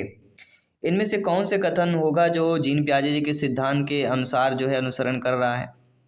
कि विकासः गुणात्मक चरणेषु भवति, बालायाः स्वयं संसार विषये ज्ञानस्य निर्माणम उपयोगञ्च कुर्वन्ति, निरंतरम अभ्यास द्वारा अधिगम भवति। तो सभी लोग जानते हैं निरंतर अभ्यास द्वारा अधिगम, ये सबसे ज़्यादा हमें पॉजिटिव दिख रहा है, जो कि प्रीवियस ईयर में पूछा गया प्रश्न था, इसलिए हमारा थर्ड ऑप्शन जो है, क्योंकि निरंतर अभ्यास द्वारा अधिगम होता है, ये बिल्कुल सही बात है, वो भी जीन पियाजे जी के सिद्धांत के अनुसार। इसके बाद जो अगला प्रश्न है, सभी लोग ध्यानपूर्वक फीडबैक करना है, मेरे प्यारे प्यारे भाइयों की प्यारी प्यारी बहनें गृहिणी जिनका सपना है अध्यापक अध्यापिका बनना, शिक्षक बनना, और जिनको भी संस्कृत लैंग्वेज का टॉपर नोट्स चाहिए जिसमें आपके ग्रामर पोर्शन अच्छे से बताया गया है, और लगभग 500 से अधिक आपको प्रश्न मिलेंगे संस्कृत पेडागॉजी के, जहाँ पे हिंदी को ट्रांसलेट करके आपको समझाया गया है, और वो सारे कठिन पेडागॉजी प्रश्न मिलेंगे जो आपको इम्पॉर्टेंट क्वेश्चन के साथ जो है संभावित प्रश्न होंगे। और यहीं से प्रीवियस ईयर में पिछली बार जो है प्रश्न काफ़ी ज़्यादा पूछे गए थे, और काफ़ी ज़्यादा लोगों ने इस पर नोट्स मंगाया है, काफ़ी लोगों ने उत्सुक हुआ है, तो आप लोग भी मंगा सकते हैं। व्हाट्सएप नंबर है आप लोगों को 9630689598, 9630689598, ये व्हाट्सएप नंबर है। कैसे नोट्स प्राप्त होगी, किस प्रकार से प्राप्त होगी, ठीक है, तो ये आपको टॉपर नोट्स मात्र 99 में उपलब्ध हो रही है, तो ये आपको व्हाट्सएप करेंगे, पूरा डिटेल आपको मिल जाएगा। चलिए शुरुआत करते हैं प्रश्न की। बालेन मातृभाषायाः अधिग्रहणम भवति प्रमुखतया, बालकों में मातृभाषा अधिग्रहण करने की प्रमुख क्या होता है? लेखन के द्वारा, औपचारिक शिक्षण व्यवस्था, श्रवणेन या संभाषणेन। तो सभी लोग जानते हैं मातृ में अधिग्रहण करना है, मातृभाषा में अधिग्रहण करना तो कहीं ना कहीं श्रवणेन हो जाएगा, क्योंकि प्रत्येक मनुष्य हो चाहे छात्र हो, मातृभाषा का अधिगम सुनना श्रवण के माध्यम से ही होता है। जो बच्चा सुनेगा वही बच्चा बोलेगा। अगला प्रश्न है, उत्पादक कौशलेषु कस्य समावेशः अस्ति, उत्पादक कौशल में कौन सा समावेश होता है? लेखन संभाषण, श्रवण संभाषण, पठन लेखन या पठन श्रवण। तो मेरे प्यारे मित्रों, शिक्षक बंधुओं, अध्यापक अध्यापिकाओं, आप सभी लोग जानते समझते हैं, ज्ञानी सर्वव्याख्याता लोग हैं कि उत्पादक कौशल की अगर समावेशन की बात की जाती है उसमें पठन और लेखन दोनों होता है, अर्थात पढ़ना लिखना क्या हो जाएगा? पठन लेखन दोनों को शामिल किया जाता है। अगला प्रश्न है जो प्रीवियस ईयर में पूछा गया प्रश्न है कि वाइगोस्की महोदय अनुसारम भाषायाः अधिगमनार्थम सर्वोत्तम महत्वपूर्णम घटनम, अर्थात साथियों वाइगोस्की महोदय के अनुसार भाषा अधिगम का सर्वोत्तम महत्वपूर्ण घटक कौन सा होता है? और आपको पता है कि लैंग्वेज पेडागॉजी में वाइगोस्की से प्रश्न आना ही आना है। सामाजिक भाव विनिमय, पाठ्य पुस्तक, रेडियो या शब्दकोश। तो वाइगोस्की महोदय अनुसारम सामाजिक भाव विनिमय है भाषायाः अधिगमनार्थम सर्वतोम महत्वपूर्णम घटम, तो सामाजिक भाव विनिमय हो जाएगा, फर्स्ट ऑप्शन इधर राइट आंसर हो जाएगा। सभी लोग समझ गए? आइए बात करते हैं अगले प्रश्न की। एकस्याः भाषायाः अधिगमनार्थम अधस्तनेषु कस्य महत्तम सर्वाधिकम, अर्थात तो इनमें से एक भाषा में अधिगम में सबसे अधिक जो है महत्वपूर्ण कौन होगा? कस्य महत्तम सर्वाधिकम, पुस्तकान पठनम, पुस्तक का पढ़ना, चलचित्राणाम नाटकम चा प्रेक्षणम, चलचित्र जो नाटक होते हैं, या अध्ययन अध्यापन सामग्री नाम उपयोग है जिसे हम TLM बोलते हैं, या सामाजिक संवाद हो जाएगा। देखिए एकस्य भाषाया है अधिगमार्थम अध्यसनेषु कस्य महत्वपूर्ण, एक भाषा का अधिगम करने के लिए सबसे जो महत्वपूर्ण होता है वह होता है सामाजिक संवाद, क्योंकि भाषा की बात कर रहे हैं, क्योंकि भाषा अधिगम के लिए सामाजिक संवाद सबसे महत्वपूर्ण है। इसके द्वारा बच्चे अन्य लोगों के साथ सामाजिक अंतःक्रिया स्थापित करते हैं और साथ साथ अपने विचारों और भावनाओं को भी अभिव्यक्त भी करते हैं। इसके बाद बात करेंगे अगले प्रश्न की। अगला प्रश्न है बालाः स्वाभाविकतया तस्य प्रथमां भाषाम, बालकों में स्वाभाविक रूप से प्रथम भाषा होती है, अधिग्रहण करते हैं, पुनर्वलन करते हैं, अधिगच्छति या अनुकरोति। तो जो प्रथम भाषा होती है बालकों की, स्वाभाविक रूप से वह अनुकरण करते हैं। अनुकरोति अर्थात बालक स्वाभाविक रूप से प्रथम भाषा का अनुकरण करता है और अनुकरण के द्वारा ही बच्चा सीखता और सहजता से सीखता है। ठीक है, बिना अनुकरण करे आप सीख नहीं सकते। अगला प्रश्न देखिएगा जो प्रीवियस ईयर में पूछा गया प्रश्न था कि प्राथमिक स्तरीय छात्रय पुनः पुनः क्रियमाणम दोषाहि में, यानी प्राथमिक स्तर में कोई भी छात्र बालक बालिका पुनः पुनः क्रिया करता है तो इनमें से कौन सा दोष में होगा? उच्चारण दोष, लेखन दोष, तर्क दोष या व्याख्यान दोष। आप एक शिक्षक रूप में स्वयं सोचिए, कब आप बच्चों को पुनः पुनः क्रिया करने के लिए बोलते हैं, कि बार बार अभ्यास करने के लिए बोलते हैं?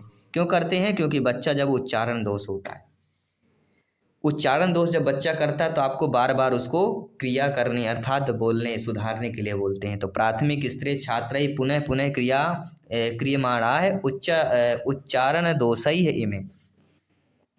First option is the right answer.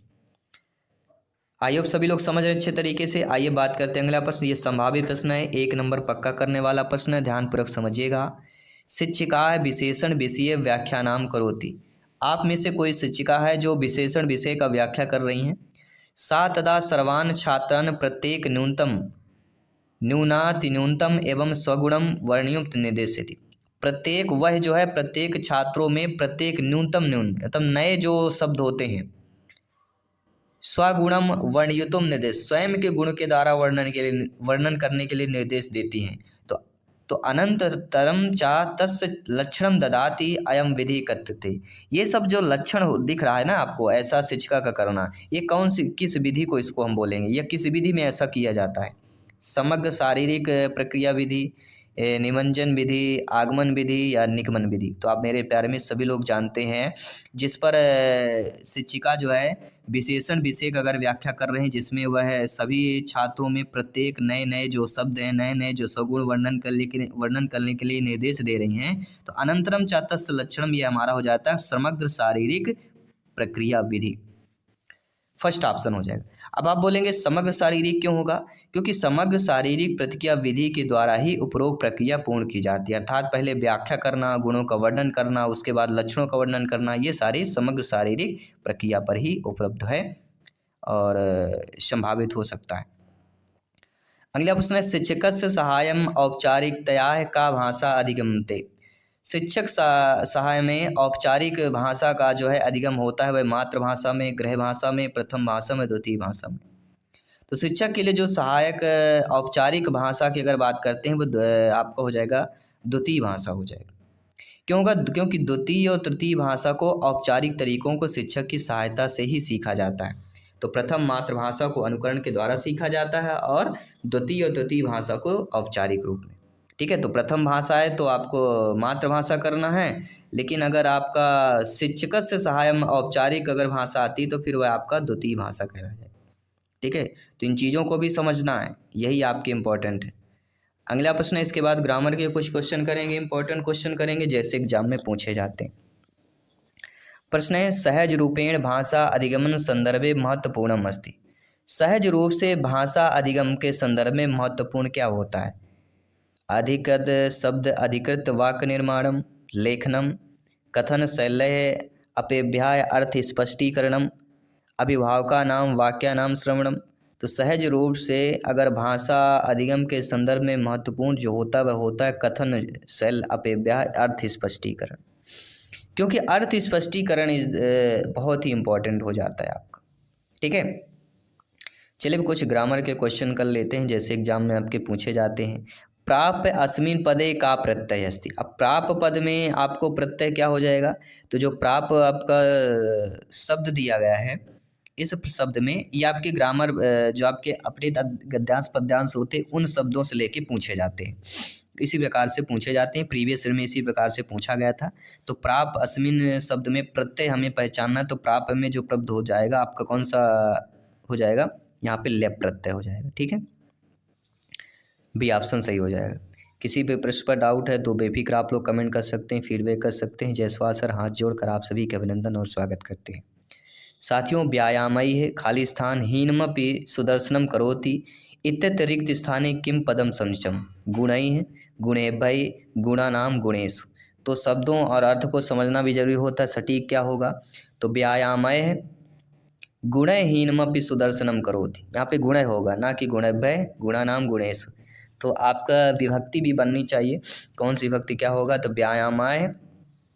व्यायामाय गुणहीनमपि Sudarshanam करोति। तो फर्स्ट ऑप्शन यहाँ पे आपका आंसर आ जाएगा। इसके बाद है कि छात्रा है मधुराम खाली स्थान उवाच इत्यतिरिक्त स्थाने समुचित पदम करना है। गिराम आएगा गिरम आएगा गिरिम आएगा गिरे आएगा। तो शब्दों को समझना बहुत जरूरी है, विभक्ति समझना बहुत जरूरी है। ठीक है, तो छात्रा है मधुराम गिरम इवाज, तो यहाँ पे गिरम आ जाएगा। ठीक है, ना कि गिरिम गिरी ना, तो यहाँ पे गिरम इज द राइट आंसर हो जाएगा। इसके बाद साथियों के निमित्तात् कर्म योग का विभक्ति। तो निर्मित्तात् कर्म योग में कौन सी विभक्ति हो जाएगी?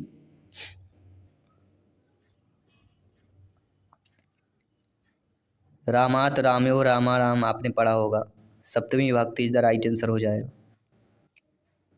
इसके बाद है राजहंस इति पदे का है समास है। राजहंस पद में कौन सा समास होगा? खष्टी तत्पुरुष बहुब्रीहि या उपपद तत्पुरुष या कर्मधार है। तो राजहंस, सभी लोग बताइएगा, राजहंस में कौन सा समास आएगा? तो राजहंस में कर्मधारय समास आपको हो जाएगा। D option is the right answer हो जाएगा। किसी भी प्रश्न पर डाउट है बेफिक्र कमेंट कर सकते हैं, और सारे ग्रामर के पोर्शन आपके अपृत गद्यांश पद्यांश से ही पूछे जाएंगे, उन शब्दों से लिया जाएगा। अगला प्रश्न है खलवेश है इति पदस्य संधि विच्छेद समुचित। ये प्रीवियस ईयर में पूछा गया प्रश्न था, किसी गद्यांश पद्यांश से लिया गया है। तो खलवेशय का संधि विच्छेद का बताना है। तो खलवेशय का संधि विच्छेद अगर आता है तो वह आपका पूछा जाता है खलु धन एसय। उ और ए मिलके आपके परिवर्तित हो जाते हैं। अगर संधि नाम पूछा जाए, सभी लोग बताइएगा कौन सी संधि होगी? यण संधि यहाँ पे हो जाएगी। खलु धन एसय खलवेशय यण सुर संधि हो जाएगी। इसके बाद अगला प्रश्न है अधोलिखितेषु विकल्पेषु पाठ सहगामी क्रिया नस्ति। इनमें से कौन से विकल्प में पाठ सहगामी क्रिया नहीं है? संभाषण, शिविर संयोजनम, श्लोक पाठ है, कवि सम्मेलनम या अनर्गल वाता है। तो इनमें से विकल्प में देखा जाए जो पाठ सहगामी क्रिया नहीं है, यानी कि संभाषण, शिविर संयोजनम, श्लोक पाठ और कवि सम्मेलन, ये तीनों हमारे क्या है?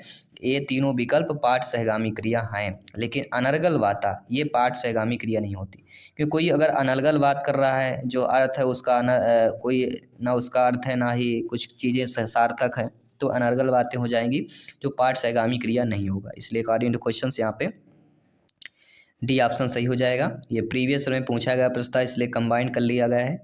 अगला प्रश्न है निर्बलम इति पदे का समास है। निर्बलम में समास पूछा गया है। खष्टी तत्पुरुष बहुब्रीहि अव्ययी भाव या कर्मधार है। तो आप सभी लोग जानते हैं कि निर्मलम पद में अगर हम समास की अगर बात करते हैं तो कहीं ना कहीं अव्ययी भाव समास आ जाता है। क्या आ जाएगा? अव्ययी भाव समास। तो समास में वे शब्द आएंगे जो आपके अपृत गद्यांश में, उन्हीं शब्दों से कोई समास संधि ऐसे पूछी जाएगी। ठीक है, ग्रामर क्वेश्चन, अव्यय, उपसर्ग, कहानी, लोकोक्ति, अर्थ एक शब्द में अनेक शब्दों का एक अर्थ, ये सारे आते हैं। उपसर्ग, प्रत्यय, विलोम, पर्यायवाची, ये सारे आपसे आएंगे। संस्कृत वर्णमाला या स्वर वर्तते। संस्कृत वर्णमाला में स्वर कौन है? का, ऋषि, रा, या। इनमें सभी लोग बताइए संस्कृत वर्णमाला में स्वर जो हो जाएगा वह आप सभी लोग जानते हैं स्वर्ग 5 हैं और दीर्घ स्वर 8 हैं। इन दोनों को मिला के टोटल जो है संस्कृत में 13 स्वर होते हैं। और ओ आओ को संयुक्त मिश्रित स्वर भी कहा जाता है। ए आई ओ आपने पढ़ा होगा, इनको मिश्रित स्वर कहा जाता है। चलिए एक मॉक क्वेश्चन आप सभी को दे रहे हैं, इसका आंसर कमेंट करके बताना है। और महाकवि इत्यत्र कह समास है। महाकवि में समास होगा बहुव्रीहि, कर्मधारय, अव्ययीभाव या द्वंद्व समास। ये आपको कमेंट करके बताना कि महाकवि में कौन सा समास होगा। नीचे कमेंट बॉक्स बना हुआ है। साथ ही साथ 25 प्रश्नों में आपका स्कोर क्या रहा है, आपका फीडबैक रहा, ये भी आप सभी लोगों को कमेंट करके फीडबैक करके बताना है। तो सभी लोग तैयारी में लग जाइए। प्रैक्टिस सेट प्रैक्टिस पेपर चल रहे हैं, इनको टॉपर नोट्स चाहिए, मैसेज कीजिए, टॉपर नोट्स आपको मिलेंगे। ठीक है, तो इस बार 101% एग्ज़ाम को फतेह करना है, क्वालिफाइड करना है, तो बहुत ही मेहनत करना पड़ेगा। साथ ही साथ अभ्यास और प्रैक्टिस की ज़रूरत है, जो प्रैक्टिस सेट आपको मिलेंगे। और वर्ग 3 से रिलेटेड काफ़ी सारे आपको प्लेलिस्ट मिल जाएंगे, क्लासेज प्लेलिस्ट सब कुछ मिलेगा। आपको पढ़ने का समय निकालना है, पढ़ना है। और क्योंकि यही समय है अपने सपने को